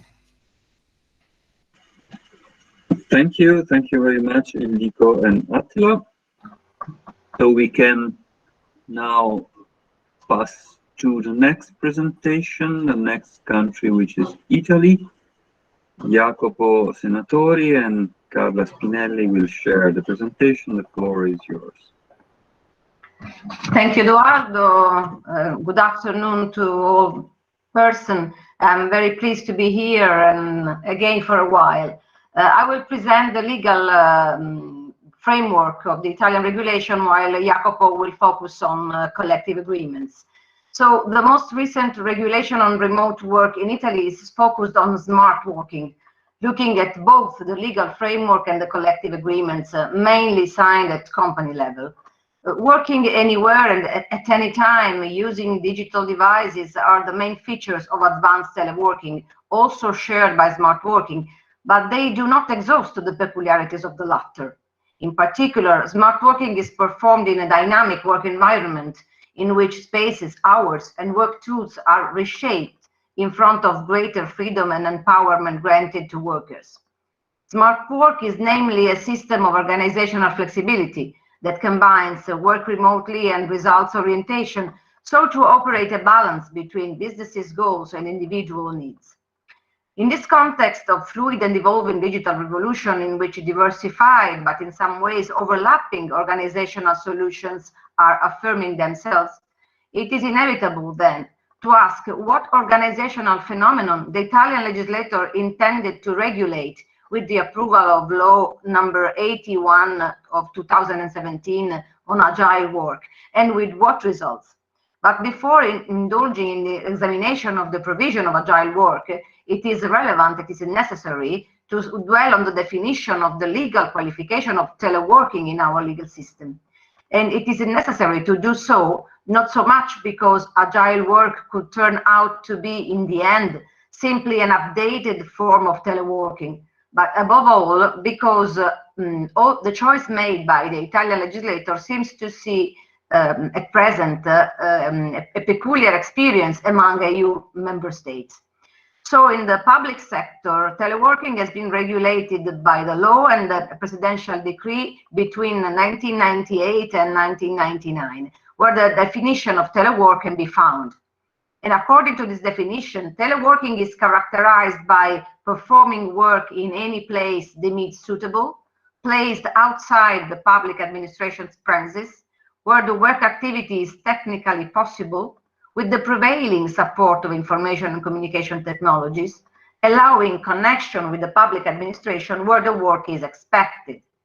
So the main features of telework can therefore be identified as working outside the workplace in any suitable place, prevailing use of ICT for carrying out work, availability of online connection with the public administration.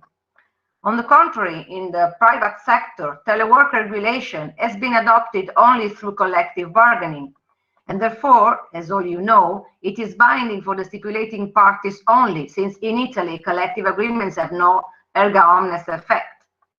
In this perspective, the main source of regulation is the cross-sectoral agreement of June 2004, which fully implemented, with a few marginal adjustments, the EU Social Partners Framework Agreement on Telework of 2002.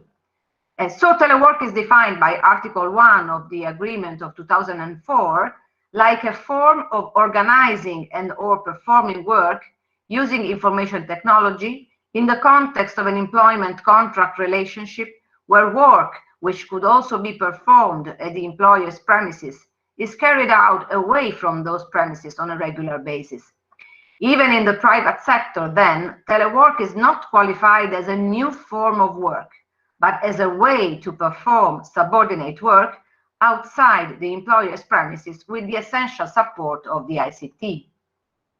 The cross-sectoral agreement confirms that telework is voluntary for both employer and employee, which means that the latter has not a right to telework, but at the same time, he or she cannot be dismissed because of the refusal to opt for telework.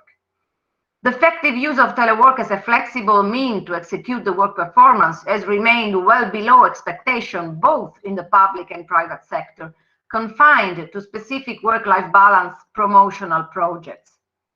Telework regulation was perceived as a too heavy burden for employers, not only in terms of costs, but also from an organizational and managerial perspective.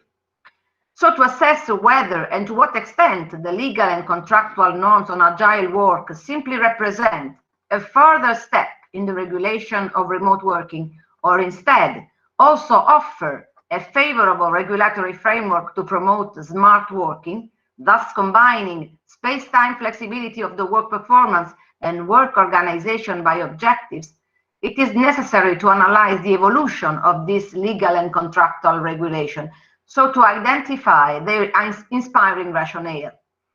The initiatives and the activity expressed, defined, or in any case related to forms of smart working have been launched mainly by collective bargaining as a pilot experiment to test the potential of this work organization model well before the approval of the law of 2017. Due to the existing regulatory framework, the legislative intervention was not necessary at all to let companies practice in smart working. The rationale of this statutory law could be then identified with the aim to systematize the previous negotiating experiences in order to overcome the problem of the limited effectiveness of collective agreements, so as to define a regulatory framework to support the adoption of innovative organizational models, mainly to benefit small and medium-sized enterprises. And this is clear, taken into account, for example, some legislative provisions that recognize specific rights to agile workers, such as the right to disconnect, the right to a notice in case of termination of agile work, or to lifelong learning, which were not considered at all by the previous collective agreements. So, although limited to a few relevant profiles, the law fulfills a strengthening function with respect to the collective bargaining in order to allow access to remote work, more or less smart as will be seen, to the extent that it allows employers and employees who adopt it to achieve effects not otherwise achievable. Within the law of 2017, agile work is defined as a peculiar execution mode of the employment relationship agreed by the parties, encompassing forms of organization by stages, cycles, and objectives, without strict time and place constraint, possibly involving the use of technological tools for carrying out the work activity, and work is performed partly inside the company premises and partly outside, without a fixed location, provided that the maximum weekly and daily working time established by statutory law and collective bargaining are respected. So the qualifying element of agile work performance is constituted by the flexibility in time and space of its execution, but the so-called space and time structuring of the work performance is further characterized by mobility, which means that part of the work activity is performed in a place other than the employer premises, which remains undeterminate and interchangeable.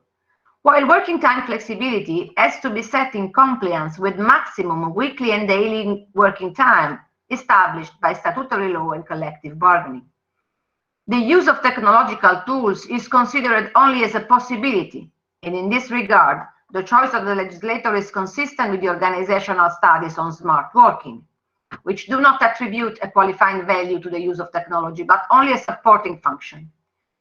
Agile work is therefore subordinate work, remote work, not necessarily supported by technological tools, which allows the employee a scope of organizational autonomy in managing time and place of his performance.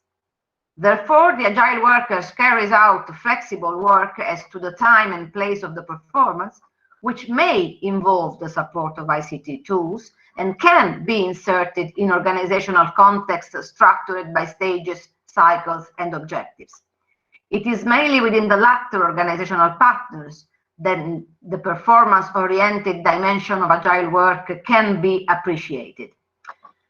Being aware of the conventional value of the notion of remote work as a work done outside the company premises, telework and agile work certainly share this feature, and therefore they can be both considered as species of the genus remote work, which appear sometimes overlapping at certain conditions.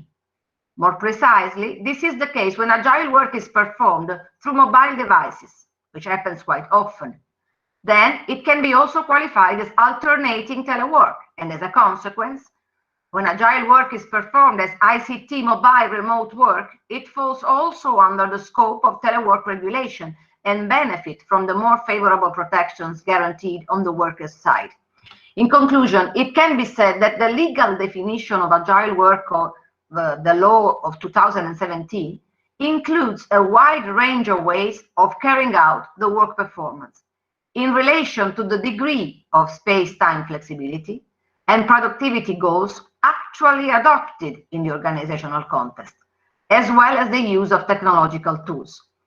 This means that both the mere reproduction of the ordinary work performance in a place other than the company premises, as well as the performance of work with a high degree of mobility, connectivity, and productivity, it is truly smart, can be identified as agile work according to the legal definition for it.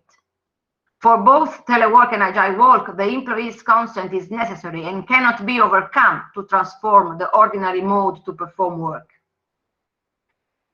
As far as agile work is concerned, the law of 2017 leaves the parties of the employment contract to determine a wide range of working conditions. And this agreement, the so-called Agile Work Pact, does not replace the employment contract, but is parallel to it. It can be concluded for a fixed or indefinite period, and is possible to terminate it with prior notice. The Agile Work Pact is signed in order to allow companies and workers to adapt agile work to their specific needs. However, it's quite peculiar and even surprising how much the legislator is confident on the contracting parties, who should be able to reach a balanced composition for their respective interests, notwithstanding the unequal negotiating powers they have. The overestimated role recognized to the individual agreements implies some risks concerning, first of all, to be sure that the worker's consent is true, but also how to avoid discrimination when defining working conditions. So in this field, let's think to right to disconnect, for example. This is one of the critical issues about all form of remote work. It can be better regulated through collective agreement and collective bargaining, because it's very unusual to imagine that it requires an individual regulation. Even if our legislator does not defer to the collective bargaining any role within the regulation of agile work, in any case, the collective bargaining can intervene, as I have done, in fact, based on the constitutional provisions on trade union freedom of Article 39 of our constitutions. During the pandemic, the use of remote work has been exponentially intensified, as we have seen in all other countries, as it has proved to be a suitable tool for protecting health and safety in the workplace without compromising business continuity and public services efficacy. According to a recent study by the Bank of Italy, the percentage of smart workers increased as a result of the pandemic from 1% in the second quarter of 2019 to 14.4% in the same period of 2020. And the number of affected workers increased from less than 200,000 to 1.8 million. The research shows how the increase in smart working has particularly affected women, workers in larger companies and sectors whose jobs are most suitable for being carried out remotely. This data suggests an ambivalent interpretation, as on the one hand, they reveal what potential widespread smart working can have, but on the other hand, they highlight the risk that in the post-pandemic period, its use could produce segregating effects with respect to some categories of workers. The rules introduced by the Italian legislator since the outbreak of the COVID pandemic have gradually given rise to a special regulatory regime, which deviates significantly from the standard with regard to both the establishment and the functioning of agile work arrangement. First of all, to adopt agile work, it was no more necessary to sign Agile Work Pact, but it is on the unilateral power of the employers and the public administrations to decide about it, which is the most relevant change in the agile work regulation. So the pandemic experience has stimulated a still ongoing debate about whether and how the current legal regulation should be amended and what role industrial relations should play in a renovated regulatory framework. I stop here and leave the floor to Jacopo. Thank you. Okay, thank you also on my side to all the friends, colleagues, and students who have chosen to be here with us this afternoon. I will be very short because I don't want to run out of time, so perhaps I will skip some parts of my presentation, referring in case to the debate for further analysis. My intention was to illustrate how remote work arrangements have been put into practice by collective agreements, both as regards telework and agile work, trying to point out similarities and differences. So I will just pick a few hints because I don't have time to develop the whole reasoning, but I will focus on some issues that may be interesting from an industrial relations point of view, which is probably the main topic of our project. So first of all, as regards the relationship between collective bargaining framework and statutory sources, in Italy, telework does not have a reference, a general reference to statutory framework, but as Carla mentioned, the European Framework Agreement was implemented by a cross-sectoral agreement. We only have some references in minor pieces of legislation concerning, for instance, the incentives to telework in the framework of family-friendly policies, so fiscal tax incentives to conclude collective agreements on telework at the company level. Whereas, as far as agile work is concerned, although the law has drawn from the experience of company level agreements that were concluded in the early 10 years of the 2010s,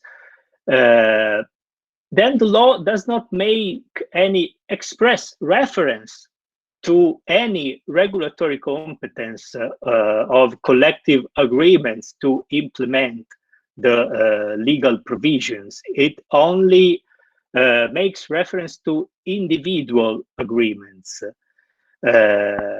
So, although the social partners, as we will see, have not been prevented in constitutional terms from regulating by collective agreements the topics linked to agile work, the law does not have any straightforward support for collective agreements as a source of complementary regulation. As far as the levels of collective bargaining are concerned, the telework arrangements are mainly regulated at the sectoral level, and they have been implemented in almost every sector, in every industry, covering about 70% of the workforce, roughly. But there is also a limited coverage of company-level agreements, especially in specific sectors such as banking or ICT.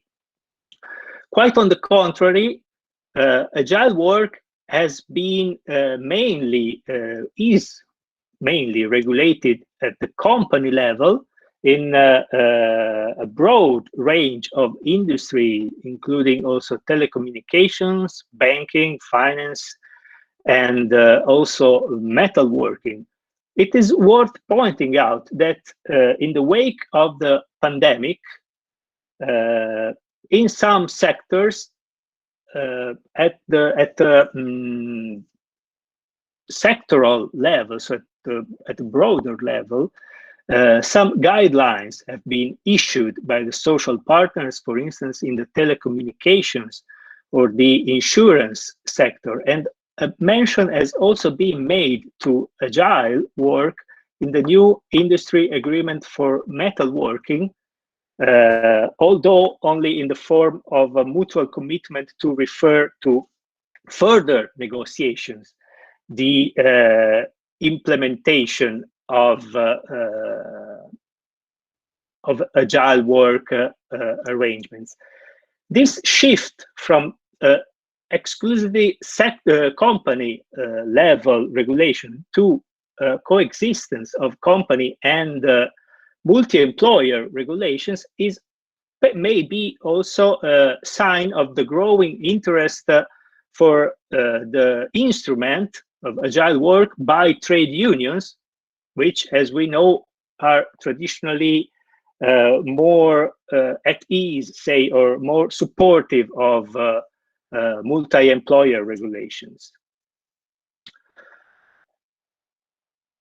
Another interesting issue is relating to working time patterns, and it has to do with the fact that besides the alleged rigidity of telework as opposed to a more accentuated flexibility of agile work in the implementation by collective agreement, this difference tends to shrinken, tend to become smaller, because we have cases in collective bargaining of telework agreement that allow for self-organization of the working time schedule by the teleworker. And on the contrary, in agile work, we have some patterns that provide for a perfect correspondence of work schedules, so a perfect synchrony of work schedules between remote workers and on-premises workers, although they are quite rare. And we have a more widespread model, a more widespread pattern that provides for the possibility to have flexible schedules for agile worker, but recently, as well as in telework, frequently this pattern is of broad flexibility is mitigated by rules of coordination that, for instance, provide for the availability of the agile worker to be ready and on call in case an organizational need rises up, or flexibility is mitigated and limited to some parts of the working hours of the day, because in other time spans work is due in synchrony with the broader organization. So probably these kinds of arrangements are the show that there is still a need for integration and for a coordination between the different elements of the organization, also in temporal, in chronological terms, which brings me to the conclusion, where I will try to be also very brief. Overall, the analysis of collective bargaining and industrial relations practices show that telework and agile work are not so different as they could seem at first sight. For instance, because agile work is not so smart for social partners as the law would try at least to promote it or to depict it. Also, the overall regulation of agile work is different from telework in the sense that it is looser, it's weaker, we may say, or less clear on the point of the mutual responsibilities of the parties regarding certain aspect of the employment relationship. For instance, the coverage of costs related to the performance of work, for the costs of the connection, or for instance, the eligibility of the agile work to voucher meals, to meal vouchers, sorry, just to make a few easy examples. So the idea is also that agile work may be conceived or misused sometimes to facilitate a hidden risk shifting from the employer to the employee on some responsibilities concerning to the execution of the work performance. And this may be perhaps the most evident difference between the two instruments. So the idea may be, in the end, that there may be room to revitalize the European Framework Agreement on telework to counteract this phenomenon and close these loopholes, because whereas the telework is strictly connected to the framework agreement, to the European Framework Agreement, agile work is developing in some somehow by way of differentiation, departing from the framework represented by the European agreement. So the idea is there is still a case, since the two instruments are not so different, there may still be the case for bringing remote work in broader terms to the one only common framework of the European Framework Agreement, perhaps by simply updating the European Framework Agreement to what has changed in the roughly 20 years since it was concluded and enacted. For instance, updating it to the new digital rights, such as the right to disconnect, or the protections needed against unfair data analytics practices, profiling of workers, and so on. And in this sense, we know that the EU policymakers are already working on some solutions, for instance, about disconnection, about artificial intelligence, and so on. And so a possible reform of the European Framework Agreement may draw also from these experiences. Thank you, and I hope I have not stolen too much time. Perfect, Jacopo. So we are now at last but not least Polish presentation.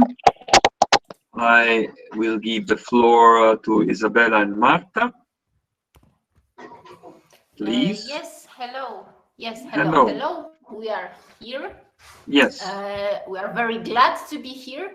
And as for the last time, we didn't prepare presentation. No, not because we are very lazy, but because it is really not that much to say about the Polish situation. And please don't think that we are super happy about the fact that there is not that much to say, because if you find something, then you can prepare the report and the presentation. And if you cannot find anything, you are digging and digging and digging. And that's what we were doing with what we were doing. And in fact, of course, we have some information for you to present, but not really as much as all of you had, because still the situation in Poland is not that really put into the rule of law. So first of all, if we want to, in a brief concept, tell you what can we tell about telework and remote work in Poland, because we have those two. When it comes to telework, we can say that it is regulated in a very detailed way in the labor code, but on the other hand, it is really very rarely used. While when it comes to the remote work, the situation is the opposite, because it is regulated in a very fragmented manner. It was regulated at the first time last year at the beginning of March 2020. But right now we can say that it is quite generally applicable. Really, a lot of people work in the conditions of remote work, which we of course can also name as home office. What is also important is to mention that there is really a lack of any digital infrastructure when it comes to remote work. For example, I'm still working on my private computer. The university didn't give us any computers to work with, even though we were obliged to work from home. When it comes to statistics, just a little bit about numbers. According to Yearbook of Statistics Poland, in 2017, only 0.12% people were working in the form of telework. At that time, as I've already mentioned, we didn't have the concept of remote work in the rule of law. In 2018, the number of people who were working in the conditions of telework was 0.13. So really, that's a really very small number of people who were working in the conditions of telework. And what is also important to mention is that the vast majority of those who were performing work in the form of telework, those were people who were working in a private sector, most often in the IT sector. When it comes to what happened after the beginning of the pandemic, in March 2020, due to the epidemic situation, almost every sixth person working in the public sector was working remotely, while in the private sector, almost every 12th person. And some data from June 2020, at this time, 10% of active working people were working remotely. So this number is, of course, much higher than it was before the pandemic, according to Telework. When it comes to the regulation of telework, telework is regulated in the Polish Labor Code. It generally implements the provision of European Framework Agreement on Telework. The Chapter 2B in the Polish Labor Code, titled Employing Workers in the Form of Telework, was introduced to the Labor Code in October 2007. And to draw your attention to most important issues connected with telework, first of all, I would like to mention that according to what we can derive from the Labor Code, telework is not a new type of employment relationship. It doesn't change in any way the characteristics of the employment relationships which are specified in the Labor Code. On the other hand, it is just a new, more flexible form of work organization, of how the work can be performed. So it is not a new type of employment relationship. It is just a way to organize it. What is important, what is connected with the telework is the identification of the workplace. Because in so-called typical employment relationship, most often the place of performing work is the employer's headquarters or the place where the business is being run by the employer. What distinguishes telework as an atypical organizational form of contractual employment is the workplace as such. So the place of employment of a teleworker is also established at least outside the company. And what does it mean? It means that the teleworker is a person who both works only outside the company, for example, at home or in a teleworking center or in any other place outside the company, but it is also an employee who combines work in the company and outside the company. What is also important, some of the conditions of work outside the company have to be met by the requirements of telework, so that the telework can be classified, so the work of the employee can be classified as telework. So the telework is characterized by the obligation of the employee to provide the employer with the results of work, in particular by means of electronic communication. And the means of electronic communication must be used in the course of work and when the work is being performed in the organizational form of telework, being at the same time one of the way of transferring the results of work by the employee. What is more, the conditions of the use of telework are specified in the agreement, and such an agreement can be concluded by the employer with the company trade union.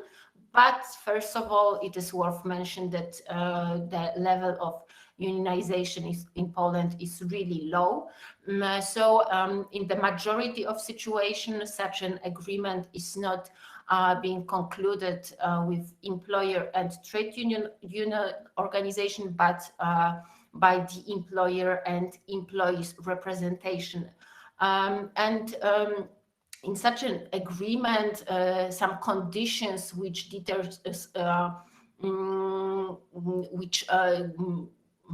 specify the elements of telework have to be specified, but also the fact that such an agreement has to be concluded is what deters employers from using telework as a form of employment. So what has to be specified in such an agreement?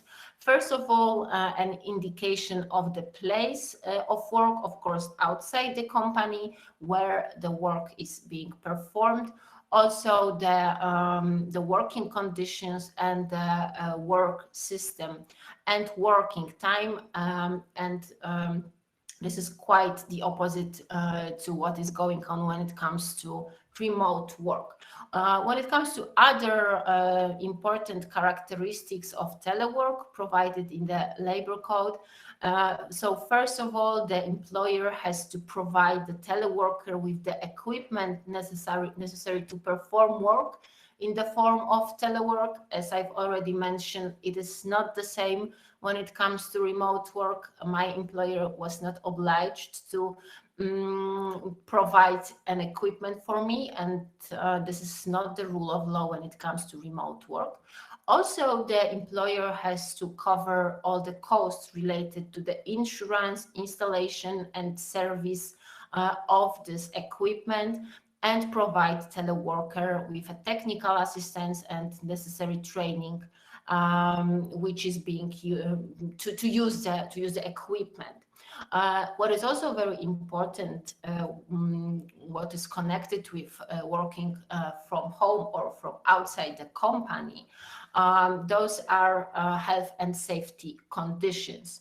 So when it comes to first health and safety inspection of work performed by a teleworker at his home, such an inspection is carried out by the employer at the request of the employee. So if the employee does not request such an inspection, is not being carried out.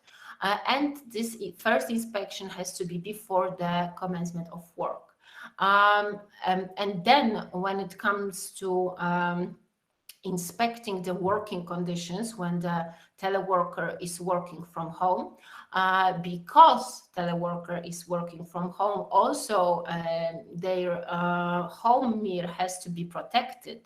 So the legislator has specifically regulated the way how health and safety inspections are carried out in the teleworker's home.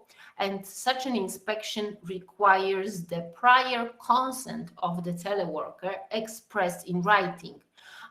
So to be honest, the issue of control of health and safety at work is very illusory, because a lot of employees just do not want their employee to visit their houses, and from that reason the employer has any control over the conditions in which the teleworker is performing the work. And now I would like to pass the screen to Marta, and she will continue with the presentation. Okay, thank you for passing the screen. I will do my best to save a bit of time for the discussion later on. So, as Isabella already mentioned, contrary to what is typical about the Polish scarce workforce is that, contrary to telework, which is really regulated in detail in the labor code, the regulation on remote work is so far rather perfunctory, which to some extent, first of all, is a byproduct of a lack of certain model solutions developed under the telework regulations by the social partners, and the lack of certain, I would call it, organizational culture present in Polish companies.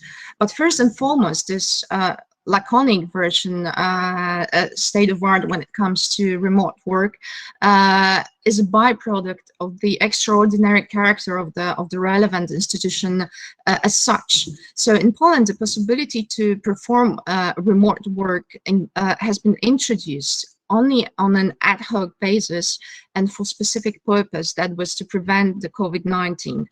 So under the anti-COVID-19 ad hoc again regulations, the remote work is defined as work that is specified in the employment contract, performed for a specified period of time outside the place of its permanent performance, plus in a specific epidemic context. So according to these regulations, employees can work remotely. First of all, if they have sufficient technical and housing conditions to perform work remotely.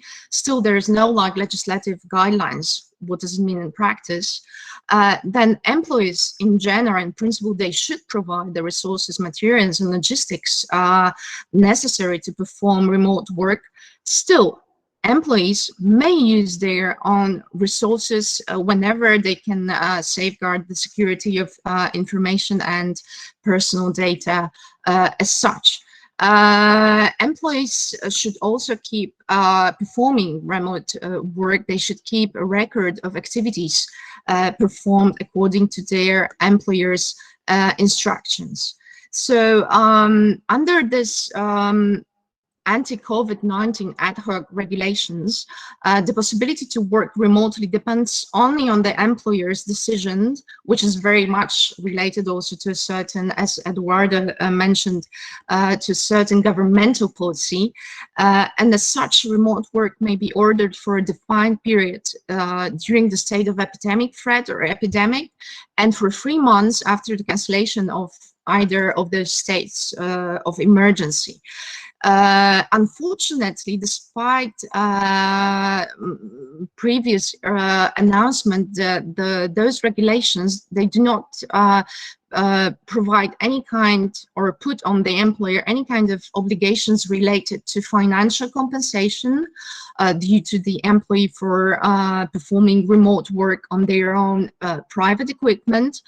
What is more, in the course of legislative works, also the provisions concerning providing for a kind of limited responsibility of the employer in the field of health and safety at work and accidents at work were also removed from the final draft. So again, what we have in now is a rather perfunctory regulation, but still it appears that it might be, it has the potential of changing a bit the model that we have developed till now at the Labor Code. Notably, in autumn 2020, the Ministry of Family, Labor and Social Policy has announced an amendment to the Labor Code, and as a result of this amendment, the remote work as such is to form a part of labor law framework for longer than the period of an epidemic emergency.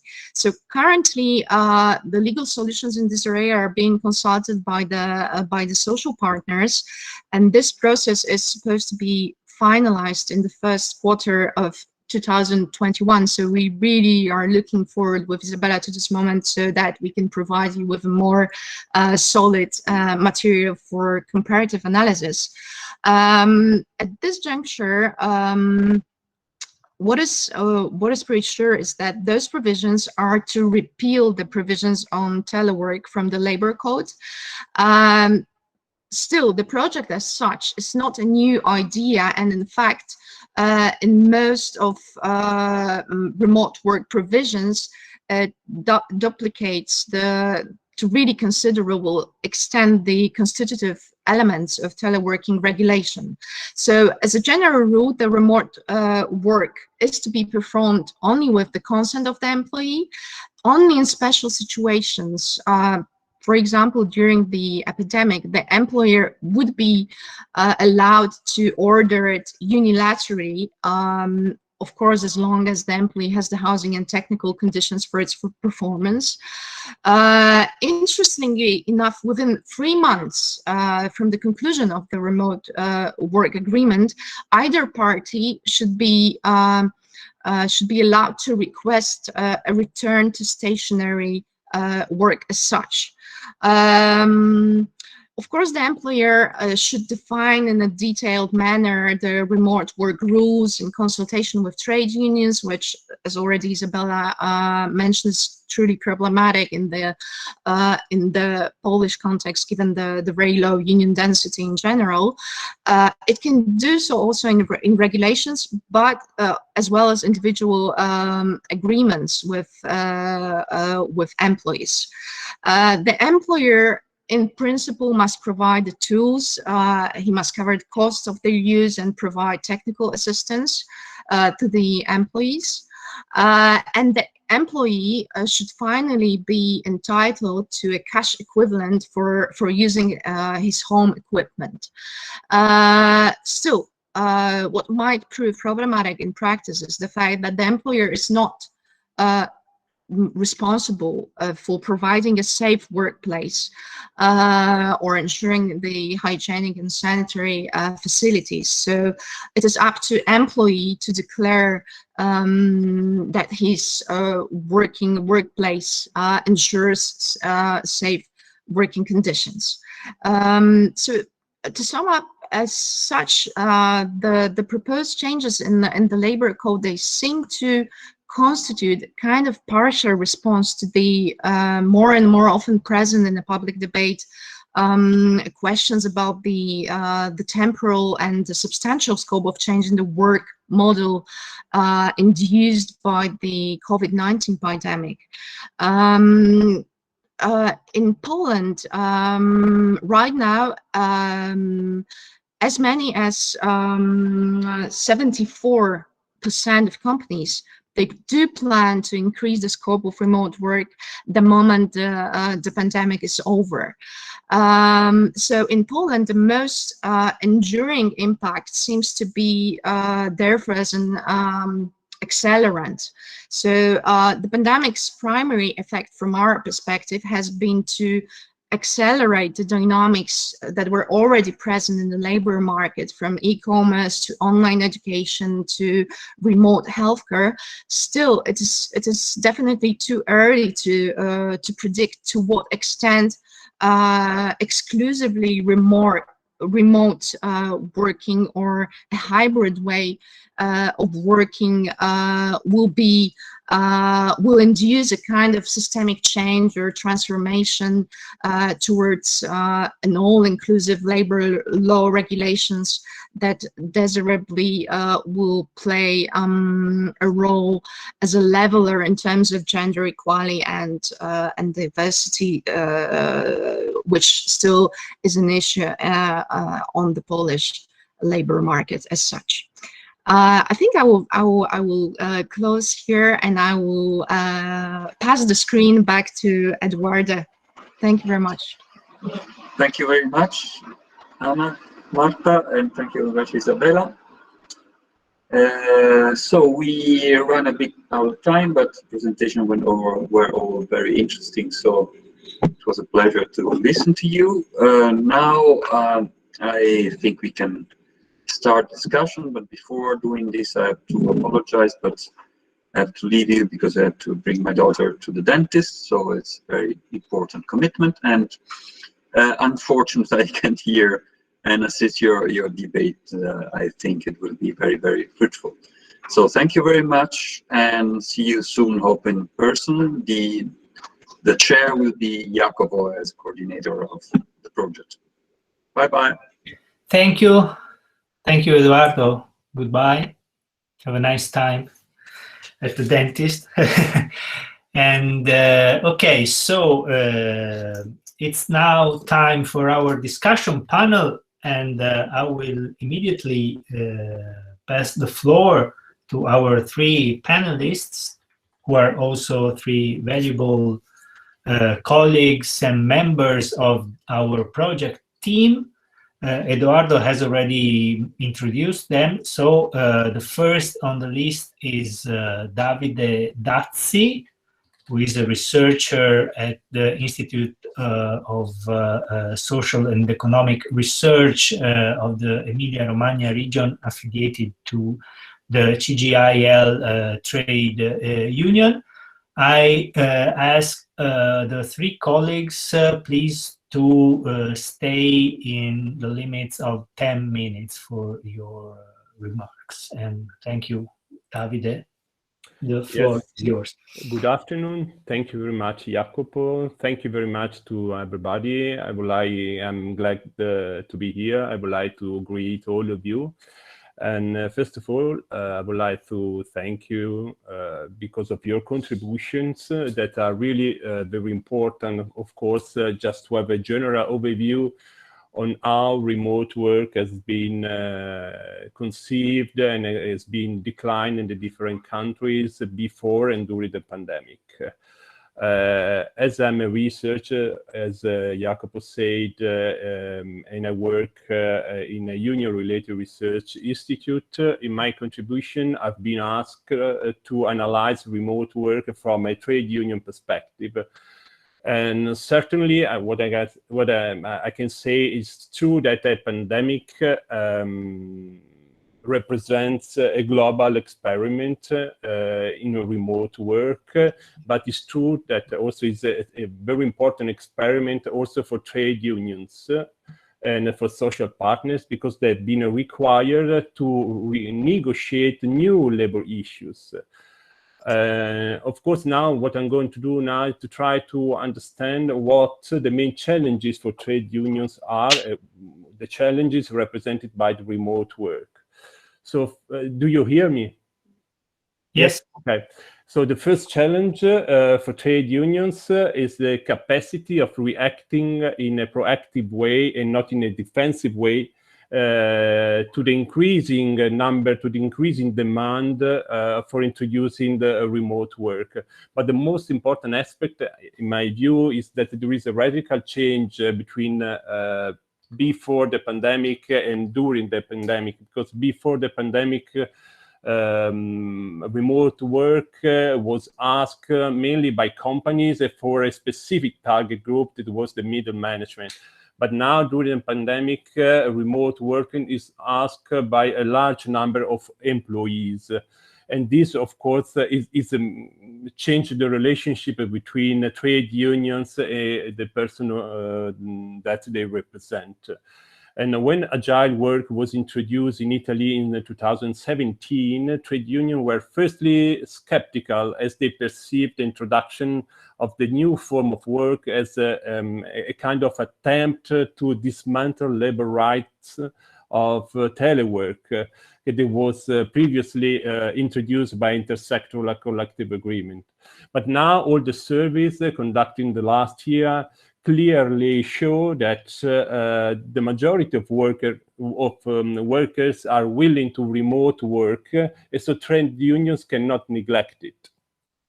So the first challenge, of course, introduce also the second challenge, in my view, that is that the trade unions should not be overwhelmed by a general climate of approval and acceptance, also from the worker side, as it happens, for example, for the second welfare or the corporate welfare some years ago. But it should be able to rationalize the phenomenon. And if you want to rationalize a phenomenon, if you want to rationalize the impact of remote work, you need to start from a honest quantitative analysis. So in Italy, remote work, as we have already seen, has rapidly increased during the pandemic from the 7–8% of the labor force to the 8%, as emerged also from the statistical review produced by the European Foundation. But not all jobs can be done remotely. According to some national and international surveys and analysis conducted, so both in Italy but also at the European level, about 30–35% of the labor force can be turned into remote work with a high distinction and differences between sectors and qualification. So remote work is not the solution for all. So it's accelerates,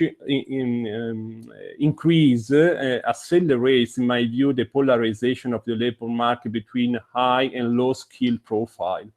It has also been calculated that there is a wage gap of about 10% between remote jobs and not remote jobs, and those who are benefiting the most from the increase of remote work are, first of all, well-paid jobs, senior jobs, and male jobs. So in my view, if a trade unions acknowledges itself as a confederation, should try to adopt an holistic approach and not to be to represent just 1/3 of the labor force. And always starting from a quantitative analysis, we point to a third challenge for trade unions, that is the capacity of playing a crucial role in breaking a command and control management culture. Because if we assume that potentially 1/3 of the labor force can work remotely, in Italy, only 7-8% before the pandemic had such a kind of experience. So we should wonder why the 25% of the labor force didn't have this kind of experience before. And of course, there are some digital infrastructural gap between the different European countries. Of course, there are some gap also within the same country, if we think about the differences among the different Italian regions. But in my view, the main gap is explained by the persistence of a management style that relies on the worker presence in the workplace. And with this regard, I think that is quite interesting, the collective bargaining strategies adopted by a local union, the FIOM Bologna, that is the metalworking federation in the province of Bologna. They tried to negotiate remote work during the pandemic, with the idea of changing some cultural stereotype in the relationship between employer and the employees. So they use the remote work to change the command and control management style with the idea of reducing working time in the long run. Another important challenge, in my view, for trade unions consists of giving the right meaning to the different words to say remote work. Although in general there is, I think, a casual use of the different words used to say remote work. We use as synonymous smart work, agile work, home work, remote work. Even though, you know, there is not a perfect, all the different terms are not perfectly overlapping. So, so smart work is not the same thing as agile work, and agile work might not even be smart. So in my view, this is not only a problem of semantics. As far as I know, trade unions, the scope of application of a labor issue is strictly dependent on the meaning that is mutually accepted by the social partners. So, and I think that the limited, the rigid use of telework is a clear example of that. 1 minute. Okay, just the last one. I would like that the legislation in Italy has a dual purpose, try to respond to a dual purpose, a welfare-oriented orientation and organizational orientation. I think that now the collective bargaining is mainly taking the welfare orientation. So it's only trying to remoting the work performance without introducing any kind of important radical change in the work organization, in all the process of work. This is a problem, in my view. because if agile work is only declined as remoting the working performance without a whole redesign of the organization of the work process, there is the risk, the real risk of putting agile work in competition with the digital labor market. So in competition with the crowd workers, in competition with the online freelancing. So this is important to introduce also some organizational expert in the collective bargaining in remote work. Okay, I can say more, but I stop myself. Thank you. Thank you, David, for your very clear remarks.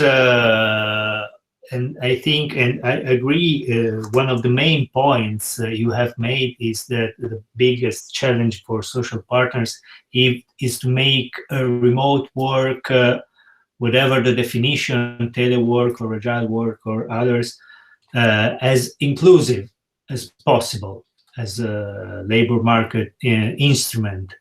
Okay, now I will pass on to the next speaker, but I see that Marta has raised her hand. Perhaps, Marta, you wanted to intervene? No, sorry. Okay. That was just a mistake, sorry. Okay, never mind. Okay. Okay, so now I will give the floor to my colleague and office mate, Olga Rimkiewicz, who is a researcher of labor law at the Marco Biagi Foundation of the University of Modena and Reggio Emilia. Please, Olga.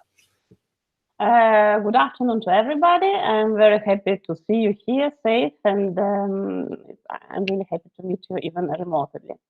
And thank you also for this excellent chance to read and hear these interesting presentations. And I will be very brief. I have some short comments. I'll try to synthesize what have been said during the presentations.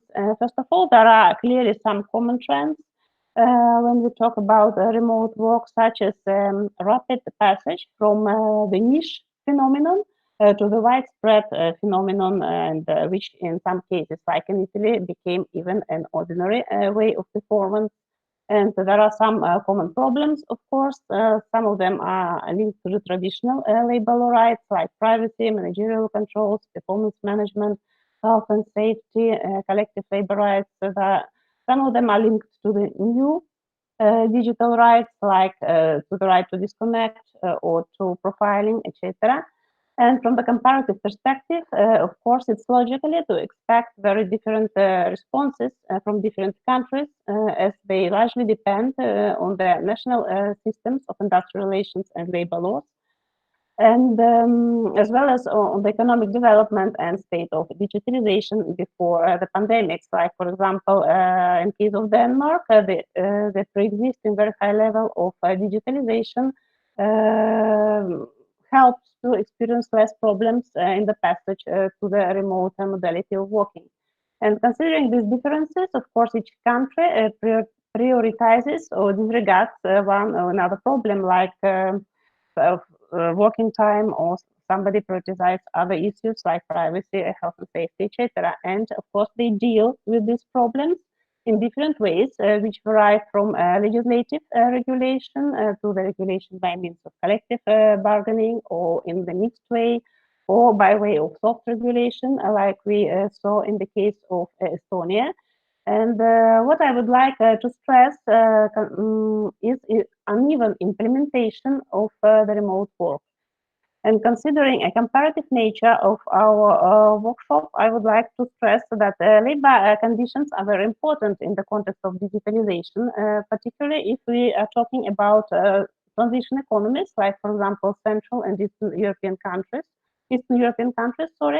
And as far as I know, there is the major part of research is focused somehow on the Western economies, and there is some kind of research gap on how these kinds of work, of remote work, are perceived in other economies. I'm talking about Eastern Europe. And due to our project, we had the chance to analyze it. And in my view, it's particularly interesting to explore how this perception interrelates with the institutional arrangements, like the quality of welfare systems. So arguably, one can suppose that in the countries with more comprehensive labor laws and generous welfare systems, remote workers are more propense to claim for their labor rights, and while in the countries with less generous systems and with social dialogue and also low wages, it's difficult to expect from these workers that they will be ready to defend their rights, even if you have a very detailed, very protective legislation. And for example, it's difficult to expect from the workers that they will claim their right to disconnect or to be compensated for the extra hours if we compare again with the workers from the more developed countries. And since it's remote work, it's not a right, but it's in the major part of the cases employer discretion. Of course, the employees from these countries, where the number of well-paying jobs that observe also at the same time the labor law is very low, will have in general more difficulties to claim their rights, as I saw, and they will prefer to keep their jobs and timely regular pay. And of course, in these cases, to protect their rights, it's necessary to ensure the involvement of trade unions. But we have another problem that, again, as it emerged also during the discussion, trade unions are too weak or are not so much interested to tackle these problems regarding remote work or gig work, and these issues are not very well dealt in collective agreements, or they are dealt formally, or in the context of broader collective agreements, like it was mentioned in Bulgarian case, collective agreements are dedicated to digitalization. And in general, if we talk about remotization and digitalization, I think that the biggest challenge is to tackle the future challenges of digitalization, which will change our world, the world of work. And what could be a direction of protection of labor rights in the digital reality? And I think that possible solutions, as it emerged also from the studies, must take into account the constant flexibility, and in terms that legal categories become more flexible. I mean, legal categories like working time or trade union or privacy, and they must be interpreted in a flexible manner to ensure effective protection of labor rights. But of course, this flexible interpretation must be countervailed by certain clear rules or definitions. And in this sense, there is a need of additional procedural layer of protection, which is less sensible normally to the rapid changes of like in case of labor law. And like an example of this, I can cite the right to disconnection, which is fixed in the French legislation, which obliges the companies with more than 50 employees to involve employee representatives in digitalization, in determinations, of clear rules how the disconnection should take place, and how the employer may contact the employee after beyond the period of his normal working time. And just to conclude, I think that the most important challenge is the reinforcement of social dialogue and more active involvement of employee representatives in the decisions concerning digital rights or digital innovations introduced by the employers. And here I will finish. Thank you very much, Olga, also for your valuable comments and remarks. And indeed, I agree that involvement of social partners in every stage of the implementation of remote work is a very important topic. And it's also in line with the recent indications coming from the European social partners, mentioning, it's worth mentioning the European Framework Agreement on Digitalization of June 2020 that pointed out the importance of involving social partners and mutual decisions throughout the whole organizational processes related to digitalization. Now, the last speaker of our panel is Marco Tuffo from the University of Siena. Also, yes, I'm here. Member of our team. Please, Marco. Okay, thank you. Thanks.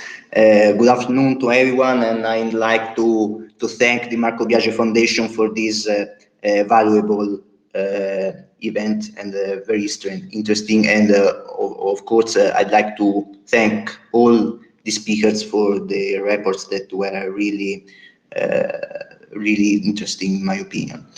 Okay, I think that there are some points that I'd like to underline very quickly about the common points of the presentations and the reports. In my opinion, there are 3 points that are the main points to be underlined. The first is about the implementation of the European Framework Agreement on Telework, and this is actually about the supranational and transnational dimension, in the sense that if we look at the implementation of the European Framework Agreement, we can say that it was quite homogeneous, in the sense that we have, for example, some member states that implemented, like Poland, the agreement through legislation, some others through collective agreements, national sectoral agreements, some others again through company collective agreements, others through soft law tools such as guidelines or something like that. Finally, it results that just Cyprus today has not implemented the agreement yet. So I think that here we have a cue for the future, maybe for the future discussion and of course research that is about the applicable law at the transnational relationships, because we know that digital work can take place also in a transnational dimension. So this is the first point. The second point is about the phenomena that, in my opinion, phenomena and terminology, but mainly phenomena that are not clear in the differentiation, in the sense that we have telework that is quite common in all the reports. We have in some others, in some situations, we have spoken about mobile work. We have home office. I discovered this in Hungary. And we have smart working, that is a peculiarity, we can say, of Italy.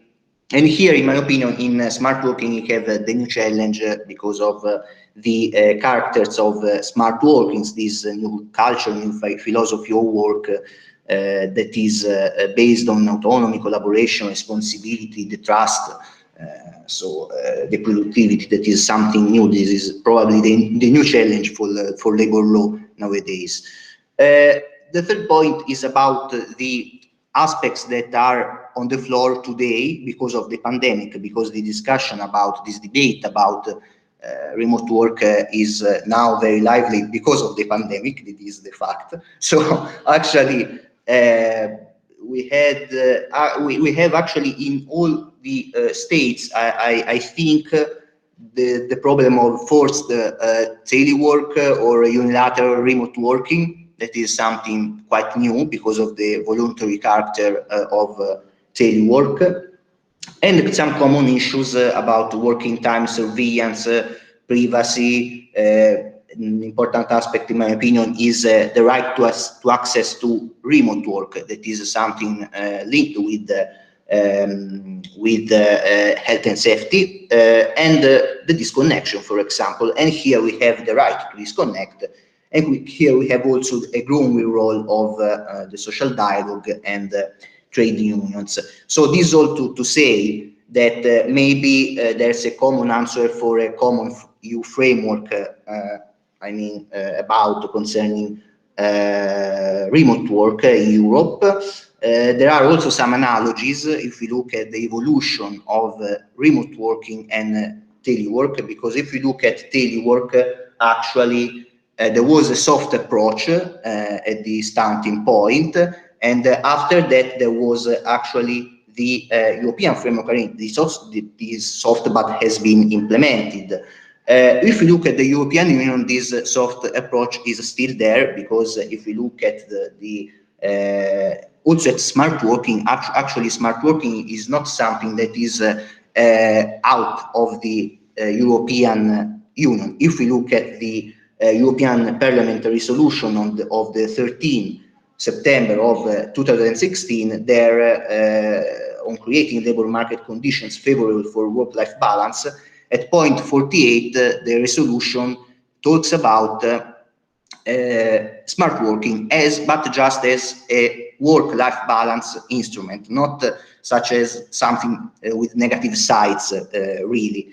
And actually, this situation is shifting, because if we look at the present situation with the the European Framework Agreement on Digitalization of June 2020, there is an involvement of social partners. The social partners are now discussing about the risks of remote work, and not just of problems of work-life balance in a positive, just in a positive view. But I think that there are some aspects to be really aware. Is the fact, the main fact is that there are some rights, in my opinion, that are fundamental here, and are not just of remote workers, but they go beyond remote work. One of those is the right to disconnect. Actually, we have this proposal of directive of the 21st of January 2021. Here we have a right that is, of course, not just of remote workers, but also of other workers, because it is a very broad right. And the problem of privacy, for example, there we have the GDPR. So the GDPR, of course, about privacy, it is another hard instrument, the main hard instruments that can be used probably in this discussion about remote work. So this to say that probably we need for some fundamental rights of remote workers and all workers harder instruments than European Framework Agreement that are autonomous agreement and are actually soft law instrument. But the role of social partners can be useful not just in building, of course, this legislation, but also in finding at another level, that is probably at in the member states, the company level, tailor-made solutions and a good balance, in my opinion, between the interests of the employers and those of workers. So I finished. Thank you, and thank you very much for your attention. Thank you very much, Marco, especially for emphasizing the comparative and also European law implications of what we are discussing, and that go to the core of our project and of our methodology, because our project is exactly about comparing systems and is exactly about putting our work in the context and in the framework of European industrial relations and European law. So we have been pretty good, I think, because we were scheduled to finish at 6 p.m. and it's only 6:14.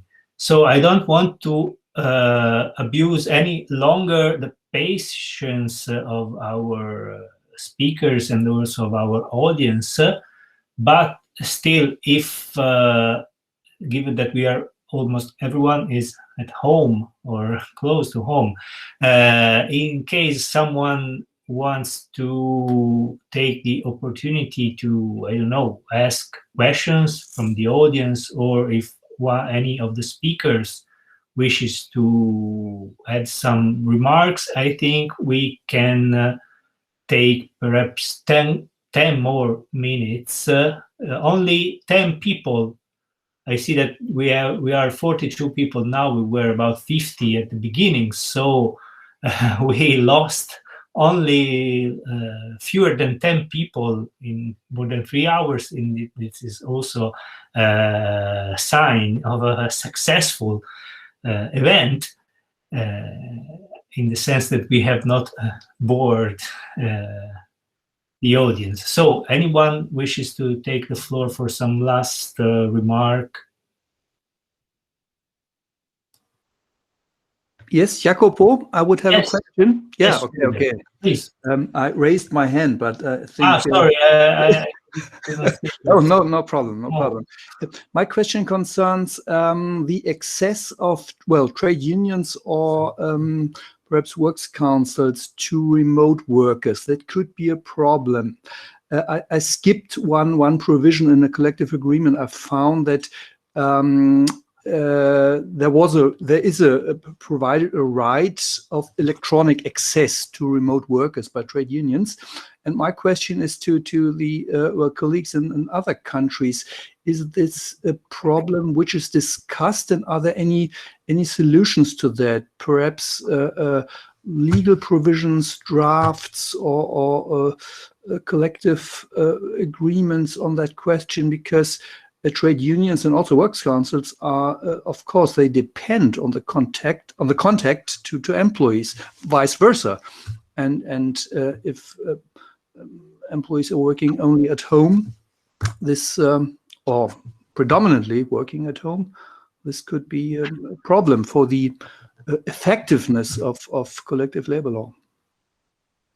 Well, if I may start, because I've gone through a lot of collective agreements in the past, and also to prepare for this presentation, I can say, and perhaps Carla or Marco, Davide, other colleagues who have a better knowledge than mine, perhaps, of the state of collective agreement can confirm. In several company agreements, there are provisions about, for instance, the possibility of workers to use a digital board where to access information posted by trade unions, and also to use the intranet website of the company, provided that the company has a good website, to stay in touch with the trade union officials or works councils. And also in the most recent experiences, there are provisions for the possibility to attend and to organize and to attend trade union meetings remotely, as we are doing today. And this was especially prompted by the pandemic emergency, of course. So in Italy, I can say that indeed there are some experiences trying to translate in the virtual world the dynamics that are usually typical of the interaction between trade unions and workers at the premises of the company. Yeah, thank you. And I don't know if anyone else wishes to. Yes, Natalie. Yes, two things. This is also already foreseen in Danish collective agreements that interactions like information can be distributed digitally. It's even considered to be enough to refer to a digitally available collective agreement to fulfill the requirements in the employment certificate about any applicable collective agreement. So digital information is as valid as long as it's, as Jacob was saying, available and clear. Then you can use digital methods as well as physical methods, and also for meetings, it doesn't have to be physical meetings, and we've seen that work. The response for that, as well as having virtual meetings, is very positive. Also in Denmark, it even is balancing out the equal participation of participants, but because the meeting director can mute participants who talk too much. So it involves the introvert more than a normal meeting would. So that's available already, and that's not a problem under existing legislation. And I also just want to remind us all that remember a few years back there was a change to the European Works Council's regulation that no longer seafarers were excluded because they could now participate digitally in the work of the works councils. They were not excluded just because they were not physically in the harbor all the time. And I think the same sort of so it's not new that we can participate in worker participation even digitally. Thanks, Natalie. Other colleagues want to add something on their system, experiences to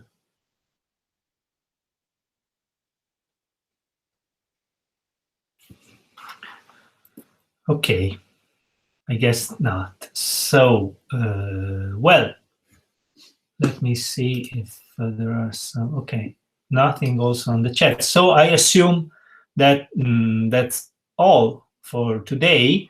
I want just to, well, first of all, to thank you everyone from the audience and from the panels for attending and contributing to this, in my opinion, high value and high level webinar. I have to say that as the coordinator of this team, I'm always very proud when I see the outcome of our work, because I have the privilege to coordinate a team of really high profile and committed colleagues. So it's not over, because this was the second, or actually the third stage of our project, which is ongoing since 2019, but there is one more. We will, and we are already actually working on the last chapter, say, of our project, which concerns the challenges for industrial relations of another aspect of the digital transformation, which is automation and artificial intelligence applied to work processes. And in this respect, I can already announce, if Rüdiger agrees, our next. Of course, I agree. Yes, we will meet again on April the 22nd. It will be again a virtual meeting, but open to a broader audience. It will be organized by the University of Göttingen, and in particular by Rüdiger Krause. And the panel will put together roughly 9-10 practitioners, especially of German nationality, from trade unions, companies, employers, associations, discussing the state of the art and their initiatives and how they're approaching the challenges posed by automation and artificial intelligence. This is our next date, so please save it, and if you wish, we will be happy to welcome you to attend this this event, and further information will follow through the usual channels, including the website of our project, irelproject.eu. The last announcement is that, as you may know, tomorrow will the annual international conference in commemoration of Marco Biagi will start after 1 year, which it was for the very first time we couldn't hold it due to the pandemics. We will be held online. A lot of the speakers who have been in this panel today will also be speakers in the conference. The topic will be the protections for autonomous work. So if you have enjoyed this webinar today, you will probably enjoy also the conference, and if this will be the case, we will be happy to welcome, and all the information are available on the website of the Marco Biagi Foundation.